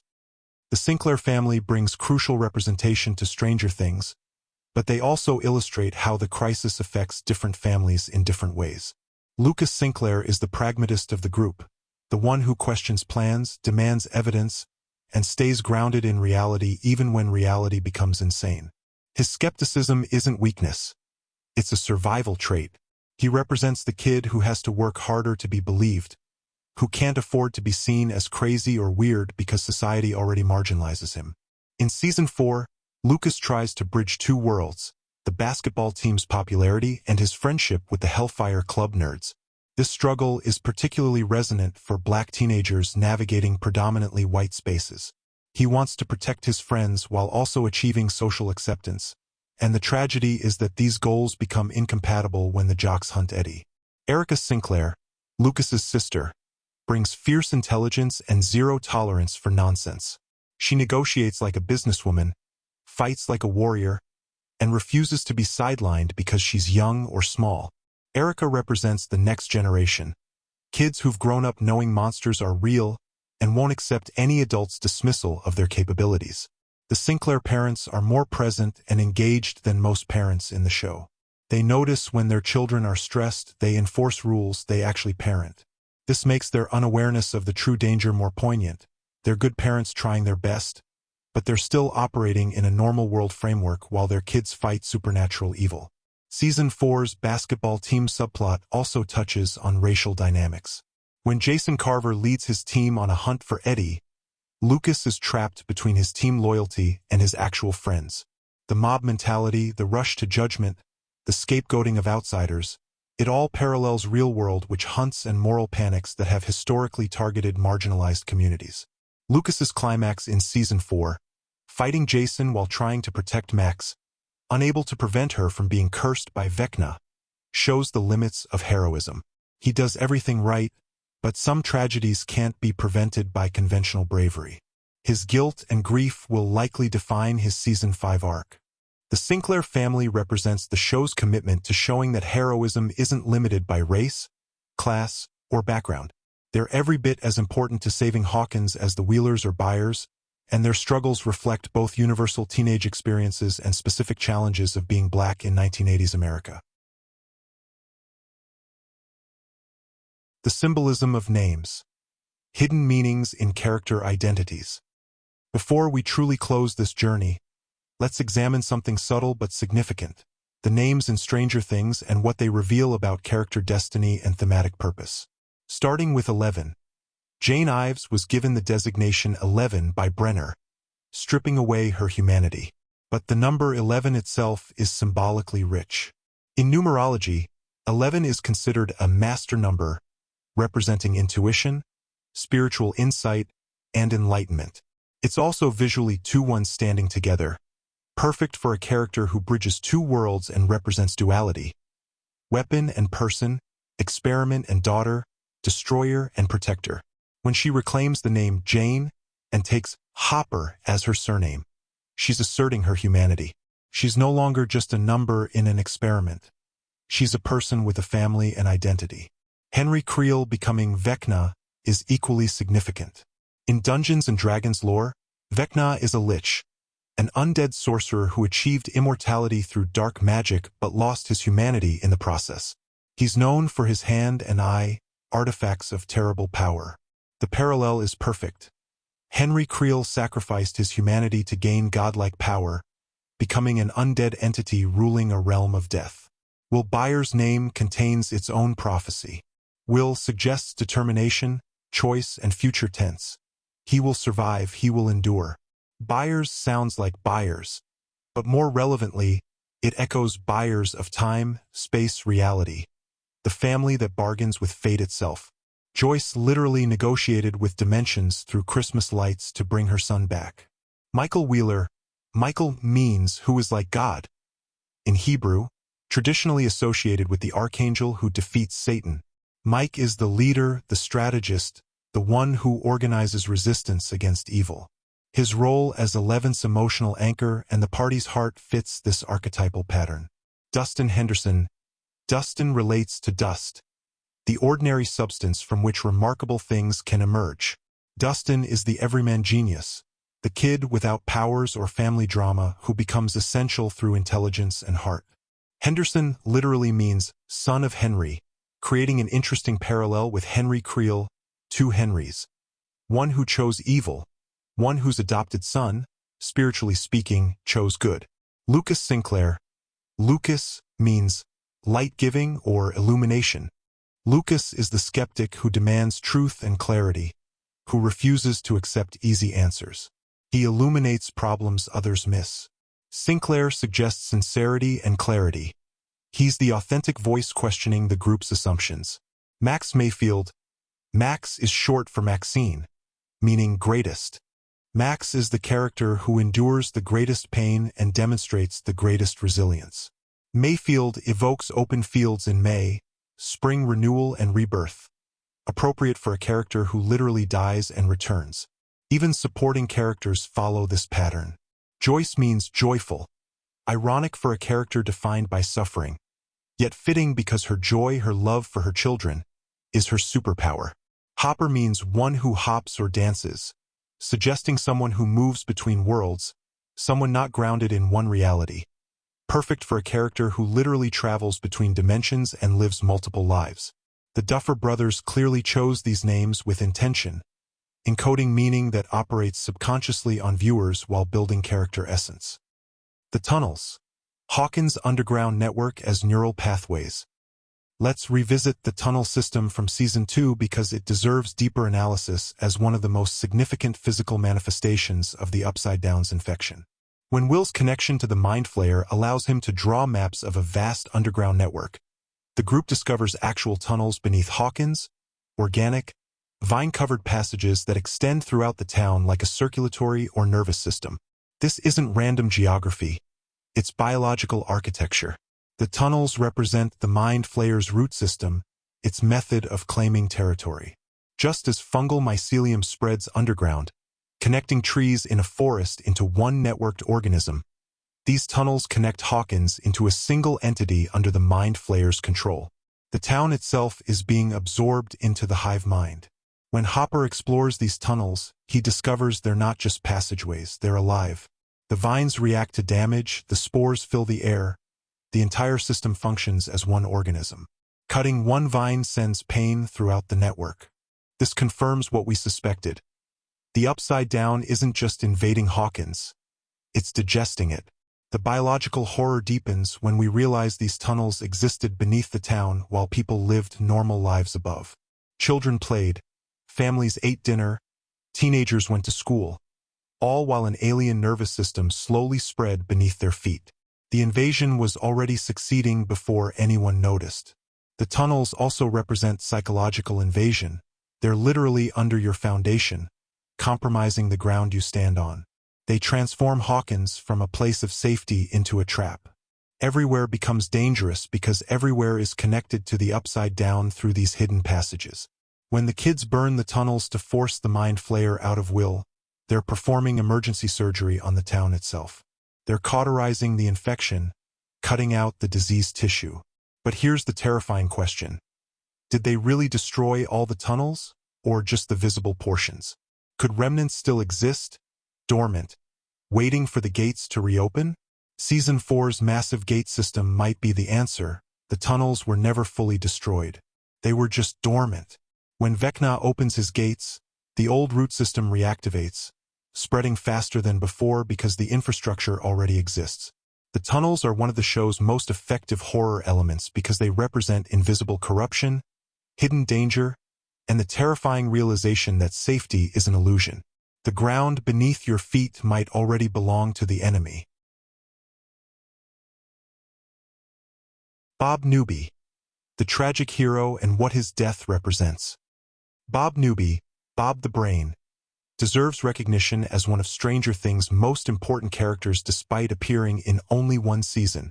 Bob represents the best of ordinary humanity. Kind, dorky, optimistic, and genuinely good. He's a Radio Shack manager who loves Joyce, accepts her kids, and tries to build a normal family life in abnormal circumstances. He's not a warrior or a genius. He's just a decent man who steps up when needed. His background as a former AV Club nerd who founded Hawkins Middle's tech program creates a beautiful parallel. He's what the kids might become if they survive and stay in Hawkins. He's the adult version of their childhood dreams, proving that being a nerd isn't a phase you outgrow but an identity you carry with pride. Bob's finest moment comes when he volunteers to reset the breakers at Hawkins' lab, knowing it's dangerous but doing it anyway because Joyce and the kids need him.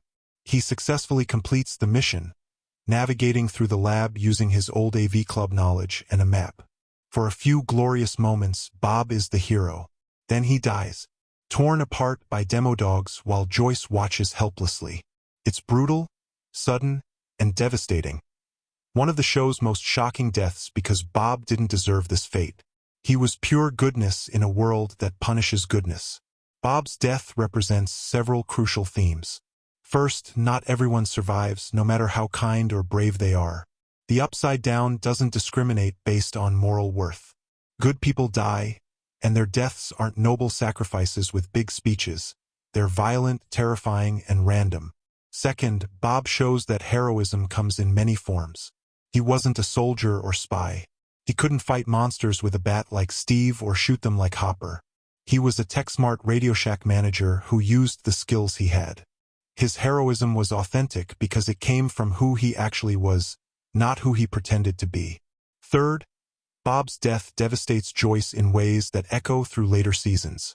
She lost Bob because of her proximity to the Upside Down crisis. This compounds her trauma from losing Will temporarily and watching Bob die, making her extremely protective of her family and hesitant to open her heart again until Hopper proves himself worthy. Bob represents what's at stake. The normal, good people living normal, good lives who get destroyed when they're caught in battles between dimensions. He's a reminder that the heroes aren't just fighting monsters. They're fighting to protect a world where Bob Newbies can exist, where kindness and normalcy are possible. The fandom's love for Bob Newby, superhero, shows that viewers recognize authentic goodness. In a show full of powered individuals and badasses, the Radio Shack manager who just wanted to love Joyce and take the kids to Maine stands out as genuinely heroic. The psychological toll, PTSD trauma, and growing up in a war zone.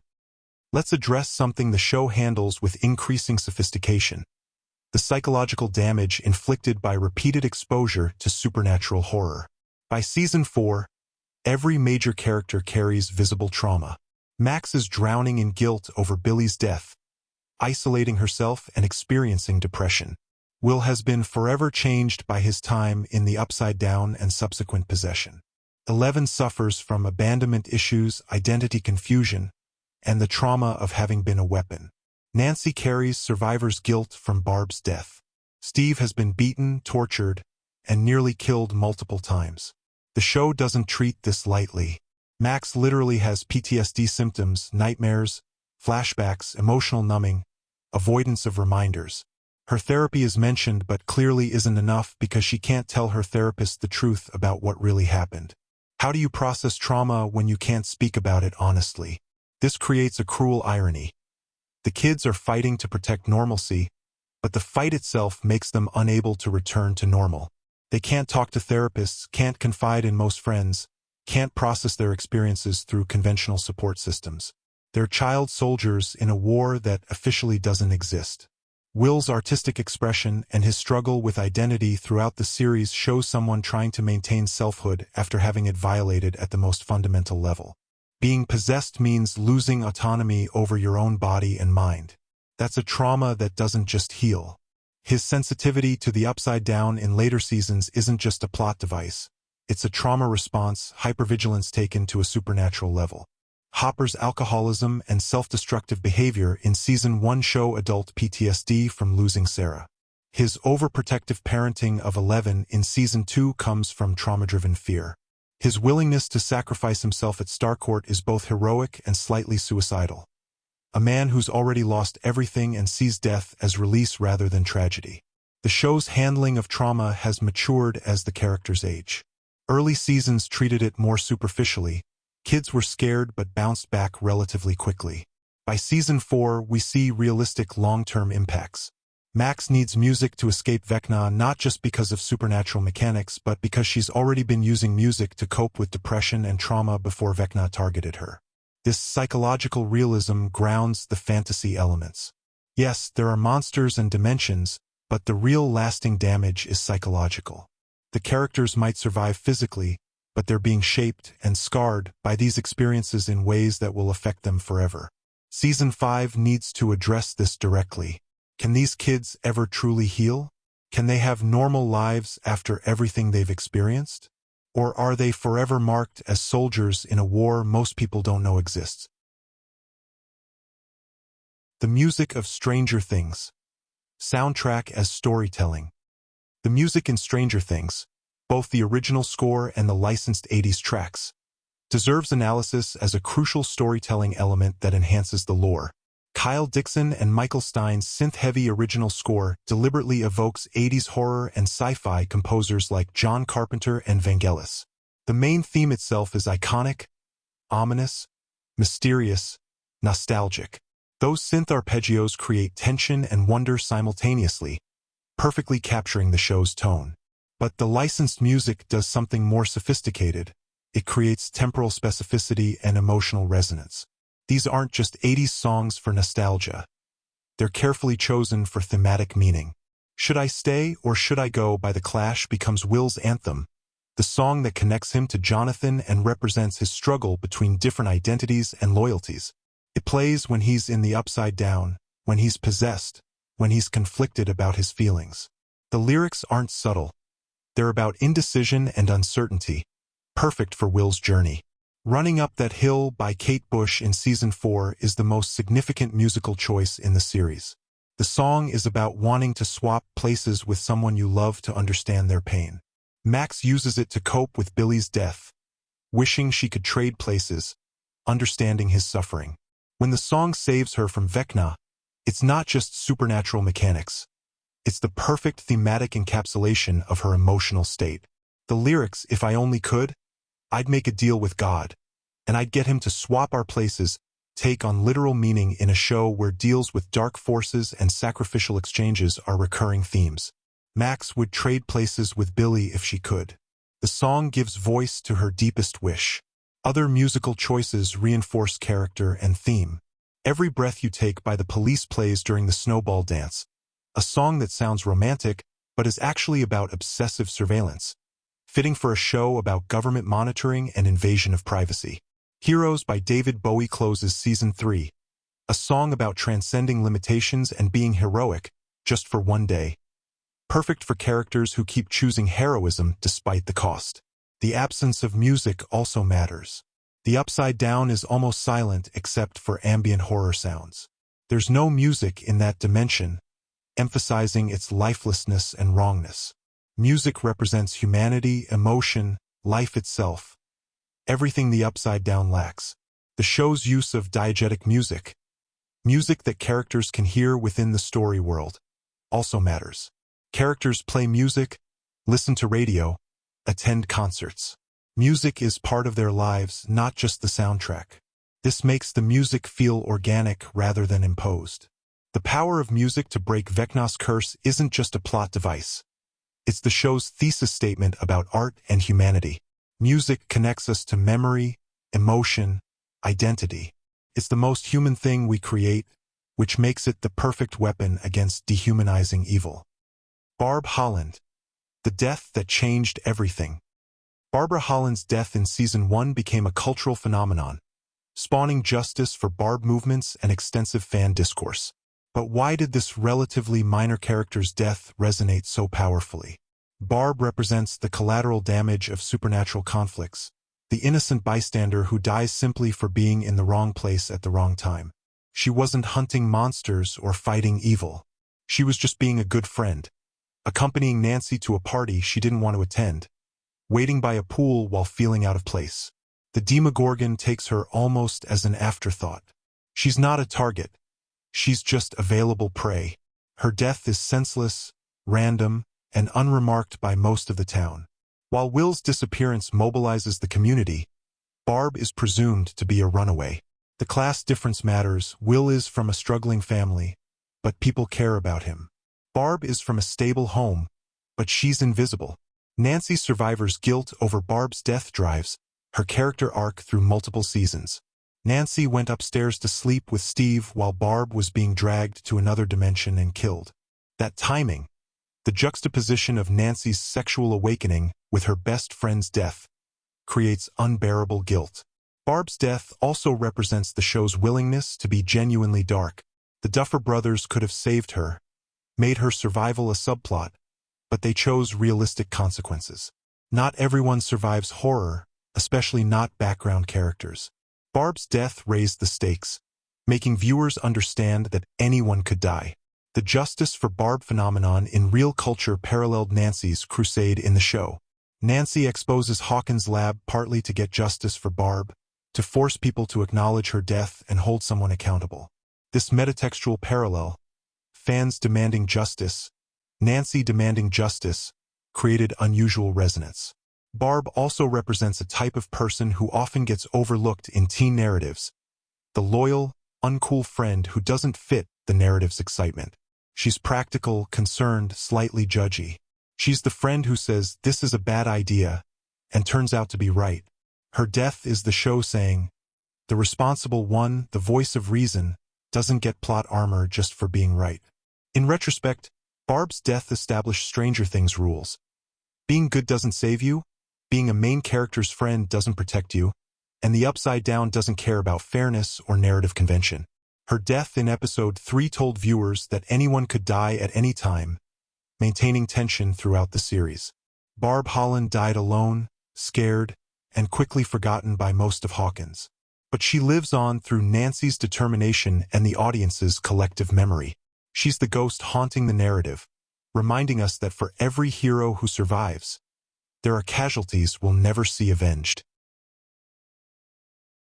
The visual language, color theory, and cinematography as lore. Let's discuss something often overlooked in lore analysis: how Stranger Things uses visual language to communicate meaning and build its mythology without words. The color palette of the show is carefully designed to separate realities. The normal world is warm, golden suburban sunlight, cozy home interiors, the bright colors of the 80s.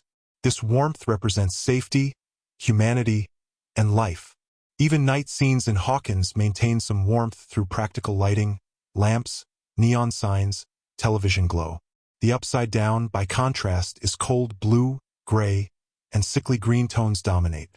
There's no natural light, only the perpetual twilight of a dying dimension. The color grading literally drains warmth from the image, making it feel hostile and wrong. When characters enter the Upside Down, their skin tone shifts to match this cold palette, visually representing how the dimension affects living things. Red becomes the warning color. The rift at the end of Season 4 glows red. The Mind Flayer's lightning is red. Vecna's realm has red skies. Red represents active danger. the moment when the Upside Down stops being passive and becomes aggressive. It's the color of blood, anger, and emergency. Our primal warning system activated. The Christmas lights in Season 1 weren't just plot devices. They were visual metaphors. Joyce covering her house in multicolored lights transformed her home into a communication device, bridging dimensions through color and pattern. The lights spell out messages, creating meaning from chaos. This establishes a visual grammar. Light equals communication. Darkness equals isolation. Cinematography reinforces character arcs. Watch how 11 is filmed in Season 1 versus Season 4. Initially, she's often shot from above, making her seem small and vulnerable. As she grows in power and confidence, the camera position shifts to eye level and occasionally below, giving her visual authority. By Season 4, when she's fighting Vecna, she's filmed from low angles during power moments, appearing larger than life. The Duffer Brothers also use symmetry and framing to create unease. The Upside Down is a mirror world, so shots are often perfectly symmetrical, which feels wrong to our brains. Perfect symmetry in nature is rare and usually artificial, triggering subconscious discomfort. Depth of field choices matter too. In normal Hawkins, backgrounds are usually in soft focus, creating visual hierarchy and comfort. In the Upside Down, everything is often equally sharp or equally blurred, flattening the space and making depth perception difficult. This visual confusion mirrors the dimensional confusion. You can't trust what you're seeing. The visual language extends to creature design. The Demogorgon has no face, just a flower of teeth, removing the possibility of reading emotion or intention. The Mind Flayer is impossibly large and geometric, defying natural biology. Vecna is humanoid enough to be recognizable but wrong enough to be terrifying.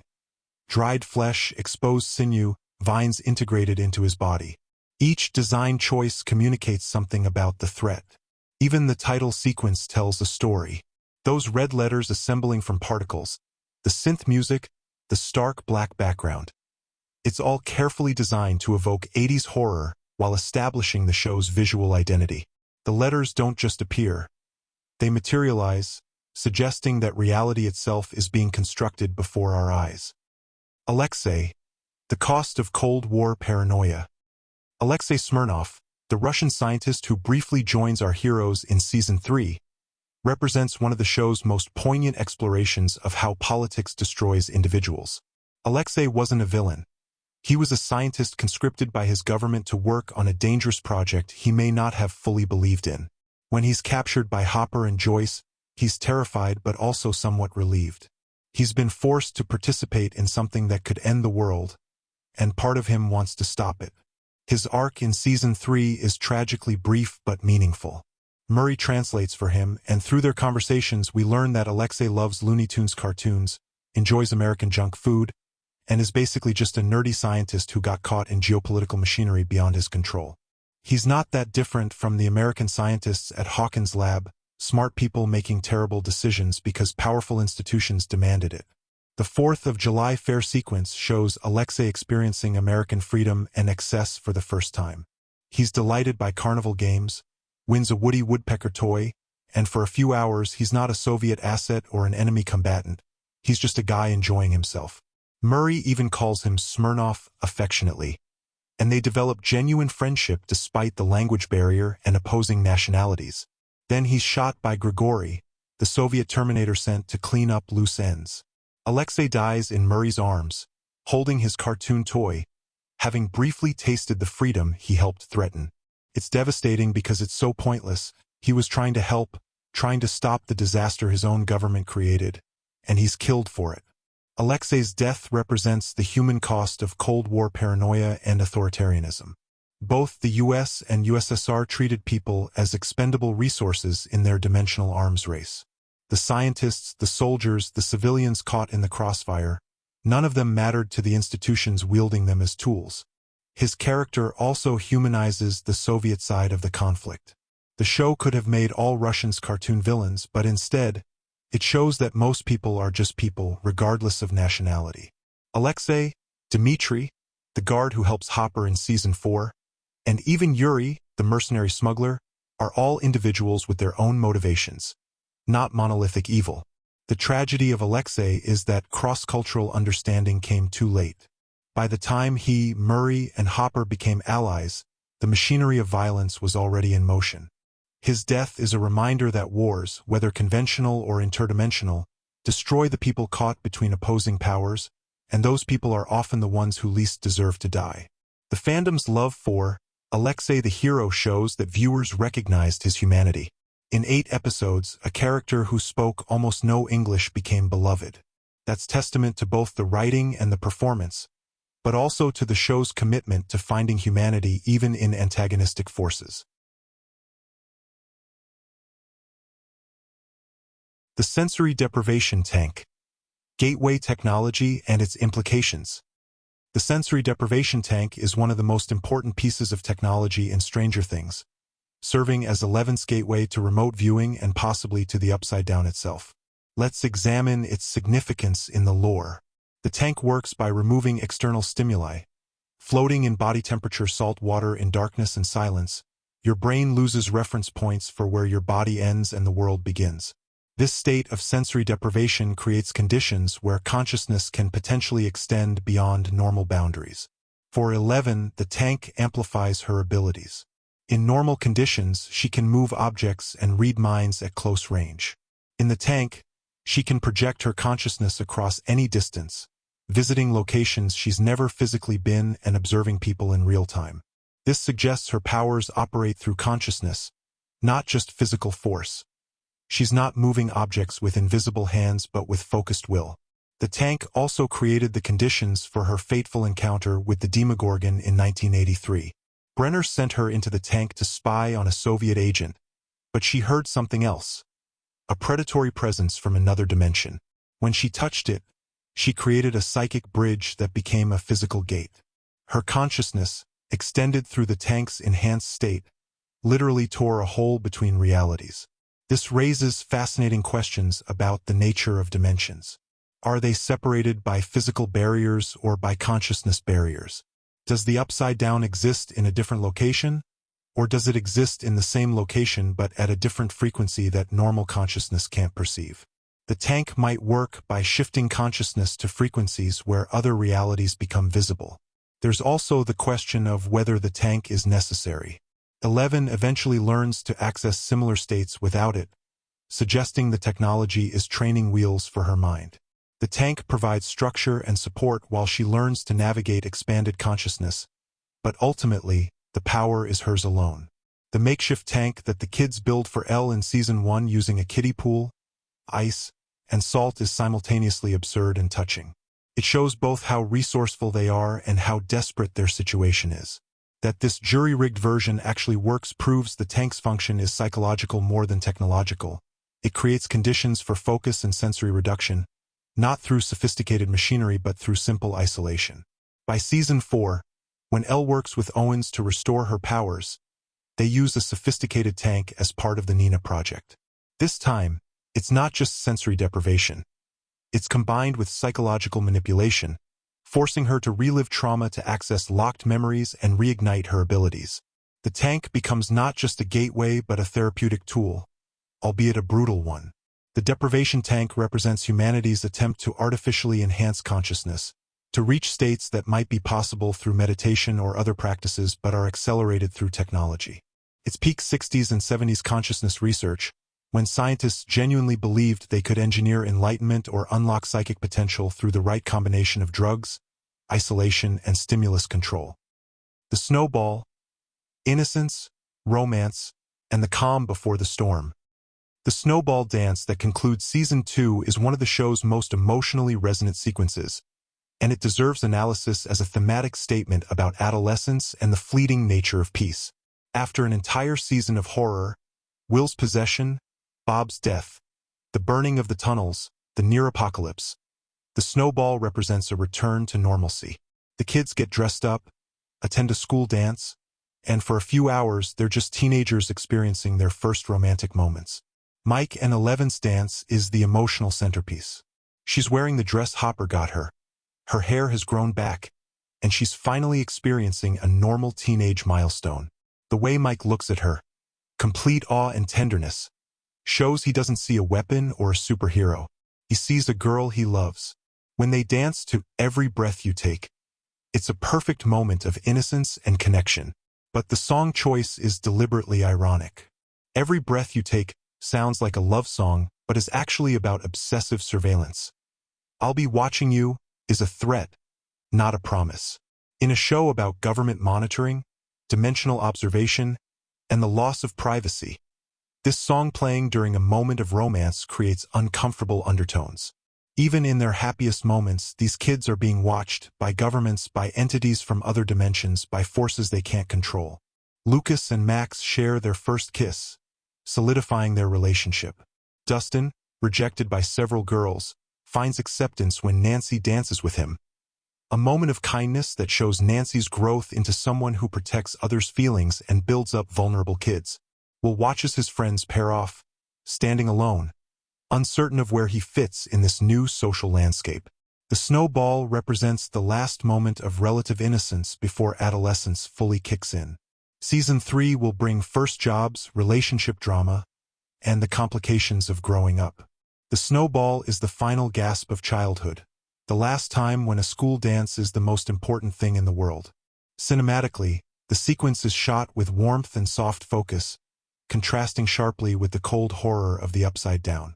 The gym is decorated with twinkling lights, colorful streamers, and festive decorations, visual abundance after the stark darkness of the preceding episodes.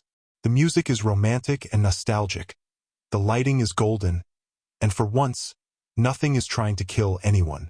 But the episode ends with a shot of the Upside Down, where the Mind Flayer looms over the school, watching.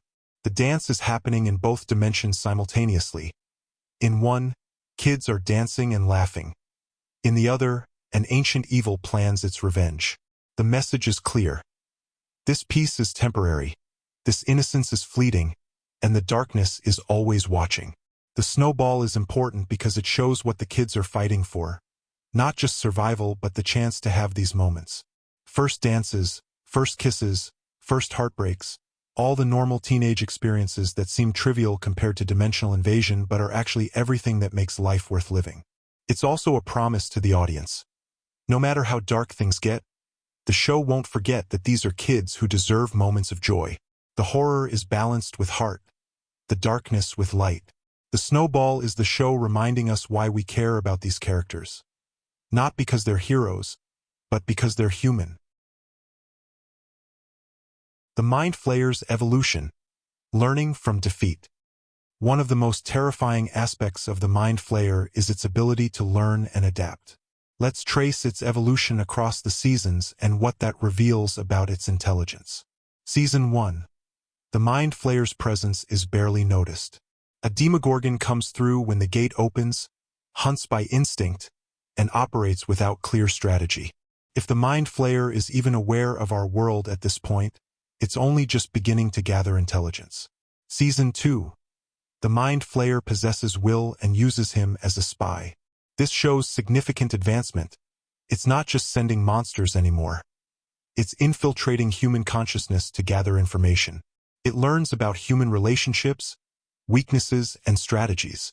When the humans use Will's connection against it to find and destroy the tunnels, the Mind Flayer learns that possession is a double-edged sword.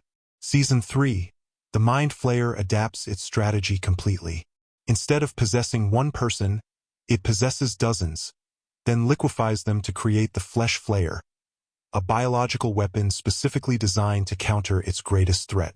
It identified 11 as the primary obstacle and built something to hunt and kill her. This shows strategic thinking, resource management, and the ability to evolve tactics based on previous failures. Notice how each iteration is more sophisticated. First, simple predation, then possession and espionage. Finally, coordinated biological warfare targeting specific individuals. The Mind Flayer is learning exponentially faster with each encounter. Season 4 reveals that Vecna has been orchestrating events, but this doesn't diminish the Mind Flayer's intelligence. It suggests they're working together, combining Vecna's human strategic thinking with the Mind Flayer's raw power and hive mind capabilities. Vecna provides the long-term planning and psychological manipulation. The Mind Flayer provides the army and the infrastructure. This partnership makes them far more dangerous than either would be alone. Vecna understands humans because he was one. He knows how to traumatize, manipulate, and break people psychologically. The Mind Flayer provides the power to act on these strategies at scale, controlling thousands of creatures simultaneously and spreading across entire dimensions. The evolution also shows learning through failure. Every time the heroes win, they reveal information about themselves, their tactics, their relationships, their strengths and weaknesses. The Mind Flayer is essentially studying them, running experiments to see what works and what doesn't. Each season is a learning cycle for both sides, but the Mind Flayer has advantages. It's ancient, patient, and can afford losses that would devastate the human side. By Season 5, the Mind Flayer will have learned from 4 seasons of defeats. It knows 11's capabilities and limitations. It knows the party's tactics and relationships. It knows that music can break Vecna's curse, that burning the hive mind causes pain, that closing gates forces retreat. It will have adapted to counter all of these strategies.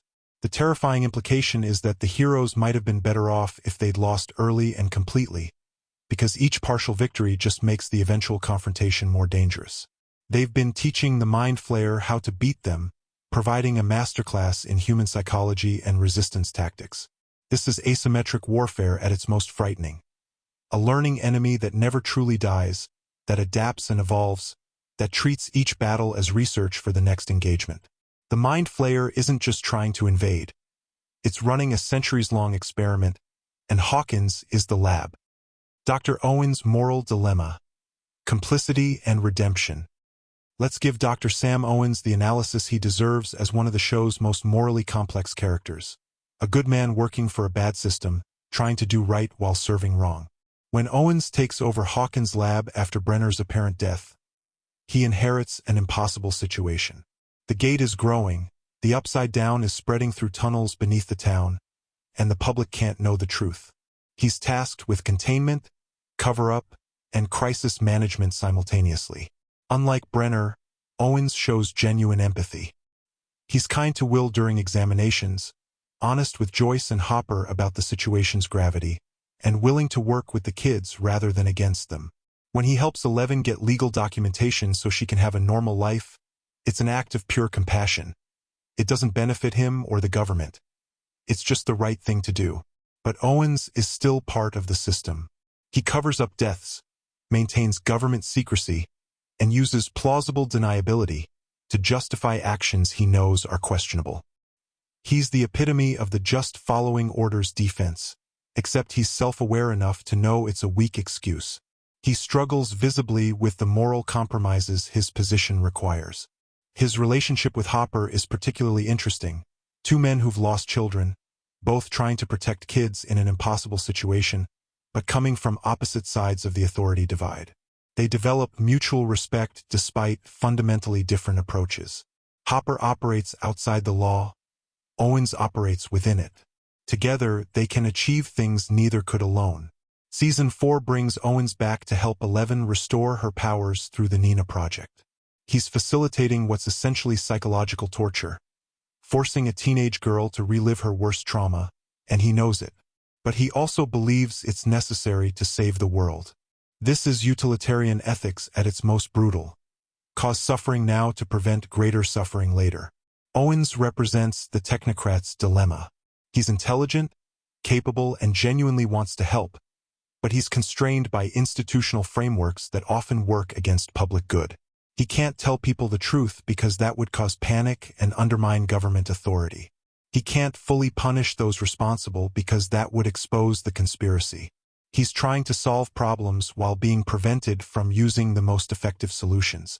The show asks whether people like Owens are complicit in evil or are doing the best they can within corrupt systems. Is he a collaborator or a mitigator? Does working within a bad system to make it less bad constitute heroism or cowardice? Owens probably asks himself these questions constantly. He's educated enough to recognize the moral paradoxes, experienced enough to know that perfect solutions don't exist, and self-aware enough to carry guilt for his compromises. He's not sleeping well, and he probably drinks too much, and he probably wonders if there's a point where he should have resigned rather than continue enabling a system he disagrees with. But he stays because he believes he can do more good inside than outside. Someone will run Hawkins' lab operations, better someone with a conscience than someone without one. Someone will interface with 11, better someone who sees her as human than someone who sees her as weapon. Dr. Sam Owens is proof that good intentions don't absolve moral compromise, but also that moral compromise doesn't negate genuine goodness. He's trying, and in Stranger Things universe, trying counts for something. The power of egos, comfort foods and emotional anchors. Let's talk about something seemingly trivial that carries surprising thematic weight, 11's obsession with Eggo waffles and what it represents about trauma, comfort, and identity formation. When 11 escapes from Hawkins' lab, she's been deprived of choice her entire life. She wore what they told her to wear, ate what they gave her, existed only to serve their purposes. Then she finds Eggos in the store, steals them, and discovers something revolutionary. She likes them. It's perhaps the first genuine preference she's ever been allowed to have. Hopper quickly learns that Eggos are more than food to Elle. They're comfort, routine, and autonomy all wrapped in a frozen waffle. When he stocks his cabin with them, he's not just feeding her. He's acknowledging her right to have preferences and meeting her emotional needs, not just physical ones. The show uses Eggos as a visual shorthand for 11's state of mind. When she's safe and happy, we see her enjoying Eggos. When she's stressed or displaced, the absence of Eggos signals her disconnection from safety. In Season 4, when she's in California trying to fit in at school, the absence of Eggo moments shows how far she is from her emotional center. This mirrors real psychology of trauma survivors. Comfort foods often become intensely important to people who've experienced food insecurity or control. The specific brand, the specific preparation, the ritual of eating it, all become anchors to moments of safety and choice. 11 clinging to Eggos isn't childish. It's a legitimate coping mechanism. The broader theme here is that small things matter immensely. In a show about interdimensional monsters and government conspiracies, the detail of which frozen waffle a girl prefers is given real emotional weight. This grounds the fantasy in human reality. 11 isn't just a superhero. She's a person who was denied basic human experiences and is slowly discovering what it means to have preferences, routines, and control over her own life.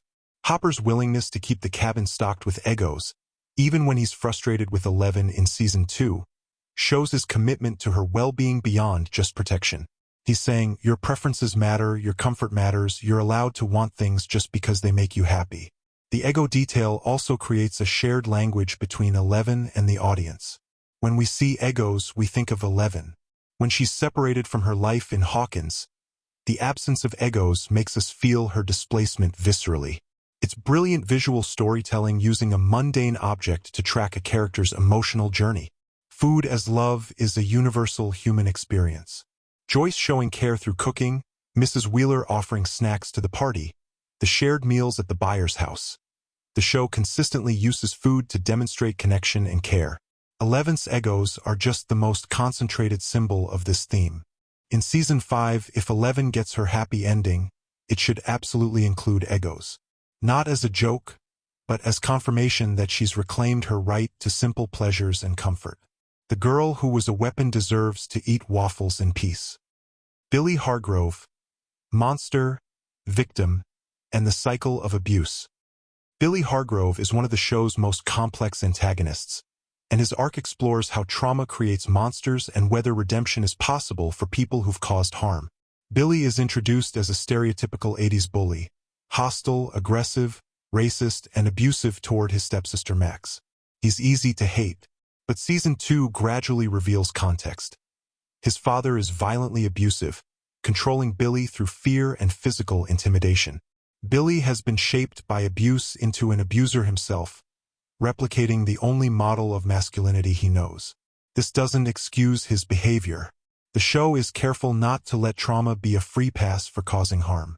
Billy's racism toward Lucas, his cruelty to Max, his dangerous driving.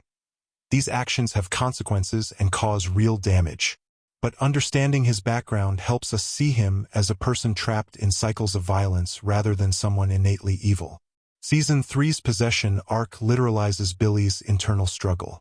The Mind Flayer takes control, turning him into a puppet, but Billy isn't completely gone. There are moments where he fights back. His memory of his mother at the beach, his final choice to protect Eleven and the kids by standing against the Mind Flayer even as it kills him. That final sacrifice is Billy's redemption, but it's complicated redemption. He doesn't get to live and become better. He doesn't get to apologize to Max or make amends. He dies in the act of becoming better, which is tragic because it suggests that death was his only escape from the cycle of abuse his father created. Max's grief over Billy is the emotional core of Season 4. She's haunted by guilt, relief that he's dead mixed with shame over feeling relieved, love for the brother he might have been mixed with anger at the person he was. Her letter to him in therapy reveals the complexity. I don't know if I miss you or if I just miss how things could have been different. This is the most realistic portrayal of grief I've seen in fantasy television. Max isn't just sad. She's angry, guilty, confused, and stuck. She can't resolve her feelings because Billy's death denied them both closure. He died saving her, which complicates everything. How do you hate someone who sacrificed themselves for you? How do you love someone who hurt you repeatedly? Billy represents the show's nuanced approach to villainy. The Mind Flayer is pure evil. Vecna chose evil deliberately, but Billy was made into something harmful by circumstances he didn't control. The question the show poses is, at what point does understanding context become excuse-making, and where's the line between empathy and accountability? The answer seems to be that we can acknowledge Billy's abuse created him while still holding him accountable for his choices. We can mourn his potential while acknowledging the harm he caused. We can see his final sacrifice as meaningful while recognizing it doesn't erase his earlier actions. Billy's arc also comments on toxic masculinity. His father represents rigid, violent masculinity that crushes anything vulnerable or gentle. Billy internalized this, performing aggressive masculinity as armor against his father's abuse. The Mind Flayer exploits this, turning Billy into an even more extreme version of what his father tried to create, a weapon without conscience. Billy Hargrove died at 18, having lived a short, painful life shaped by abuse. He caused harm and he endured harm. He was both monster and victim. His redemption was incomplete and costly. That complexity is what makes him one of the show's most memorable characters. He forces us to hold multiple truths simultaneously and resist simple categorization. The American Mall. Capitalism as invasion metaphor. Starcourt Mall deserves deeper analysis as a setting because it functions as both literal and metaphorical invasion point, representing how American capitalism both creates vulnerability and masks threats. The mall arrives in Hawkins bringing jobs, entertainment, and modernization. The town embraces it enthusiastically. Its progress, growth, the American dream manifested in retail space. But this enthusiasm blinds them to what's really happening underneath. A foreign power using American excess as cover for an interdimensional weapons program. The mall represents Reagan-era economics, deregulation, big business, consumer culture, and the hollowing out of small-town America. Main Street shops close as the mall opens, concentrating economic power in corporate hands. The mayor is corrupt, taking payoffs to fast-track construction, showing how political corruption enables dangerous development. But here's the clever part. The Russians chose the mall not despite its Americanness but because of it. The excessive power draw, the construction chaos, the focus on consumption over scrutiny, these aspects of American capitalism provided perfect cover for hostile operations. The USSR didn't need to hide in shadows. They hid in plain sight under a temple to American excess. The mall also represents generational change. The kids love it, it's exciting, modern, new. The adults are more ambivalent. Joyce knows it's killing her store. Hopper senses something wrong. The mall is where the future is happening, and the future includes threats the older generation can't fully understand. There's delicious irony in the Mind Flayer using the mall as its base too. The Flesh Flayer lurks in the mall's underbelly, built from melted humans who were initially lured by the mind-controlled Billy working at the pool. a classic summer job location. The most American of spaces, shopping mall and public pool, become hunting grounds for interdimensional evil. The Battle of Starcourt destroys the mall, literally and symbolically. The American dream space becomes a war zone, then a burned-out ruin. By Season 4, the abandoned mall is a monument to Hawkins' losses, economic, personal, and existential. What was supposed to be progress became catastrophe. The show uses the mall to comment on how capitalism makes us vulnerable. We're so focused on consumption, entertainment, and economic growth that we miss real threats. We're so invested in progress narratives that we don't ask who benefits or what we're sacrificing. The mall looks like prosperity but enables invasion. This metaphor extends beyond the show. How many real threats hide behind legitimate-looking businesses? How much corruption is facilitated by our acceptance of capitalism's excesses? Stranger Things uses the mall to ask these questions without being heavy-handed. It's monster horror and social commentary simultaneously. The destruction of Starcourt also represents lost innocence for Hawkins. The mall was their attempt to be like everywhere else, to be modern and prosperous. Its destruction confirms they can't escape their town's cursed nature. They're not normal, and attempts to be normal just create new vulnerabilities. Scott Clark, the teacher who believes in curiosity. Mr. Scott Clark, the boys' AV club teacher, deserves recognition as an unsung hero whose influence shapes how the party approaches problems and whose faith in his students' curiosity might have saved the world. Clark is the teacher every nerdy kid wishes they had. Enthusiastic about science, patient with questions, willing to help students with projects far beyond curriculum requirements. When the boys call him during important moments, often at inconvenient times, he always helps, explaining scientific concepts that prove crucial to understanding the upside down. He teaches them about parallel dimensions, electromagnetic fields, sensory deprivation tanks, and other concepts they need to fight interdimensional threats. Without Clark's lessons, they wouldn't have the framework to understand what they're facing. He's literally giving them tools to save the world, without knowing he's doing it. Clark represents educational idealism, teaching not just to pass tests but to inspire genuine curiosity and critical thinking. He runs AV Club not because it looks good on his resume but because he loves technology and wants to share that love. He stays after school to help students because he believes their questions matter. The show suggests that Clark suspects something strange is happening in Hawkins. He's too smart not to notice patterns. His students asking increasingly bizarre questions, their projects getting weirder, the scientific impossibilities that keep occurring in town. But he never pries or reports them. He trusts his students and respects their privacy. This trust is revolutionary. Most adults in Stranger Things either don't believe the kids or try to control them. Clark believes they're capable and intelligent, trusting them with complex information and respecting their autonomy. He treats them like junior scientists, not children to be managed. Clark also represents the positive potential of education. While Hawkins' lab represents science corrupted by military applications and government secrecy, Clark represents science as enlightenment and empowerment. He teaches to expand minds, not to create weapons.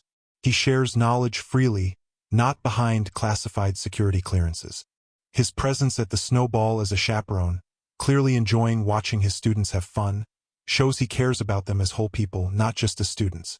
He wants them to learn science and have healthy social lives. He wants them to be curious and happy. In many ways, Clark is the anti-Brenner. Both are educators of sorts, both recognize exceptional intelligence in young people. But Brenner exploits and controls, while Clark nurtures and empowers. Brenner sees children as resources. Clark sees them as people with potential. The show never gives Clark a big hero moment, and that's appropriate. His heroism is quiet, consistent, and foundational. He built the intellectual framework that let the kids understand and fight the upside down. He believed in them when belief mattered. He was the teacher who made curiosity seem like the most natural thing in the world. If Hawkins survives the final battle, it will partly be because a middle school science teacher decided that student curiosity was more important than sticking to the curriculum. That's a powerful message about education's true purpose. Not conformity and memorization, but empowerment and critical thinking. Scott Clark might not know he helped save the world, but he absolutely did. And that's the best kind of heroism, the kind that comes from doing your job with integrity and believing that knowledge is power meant to be shared.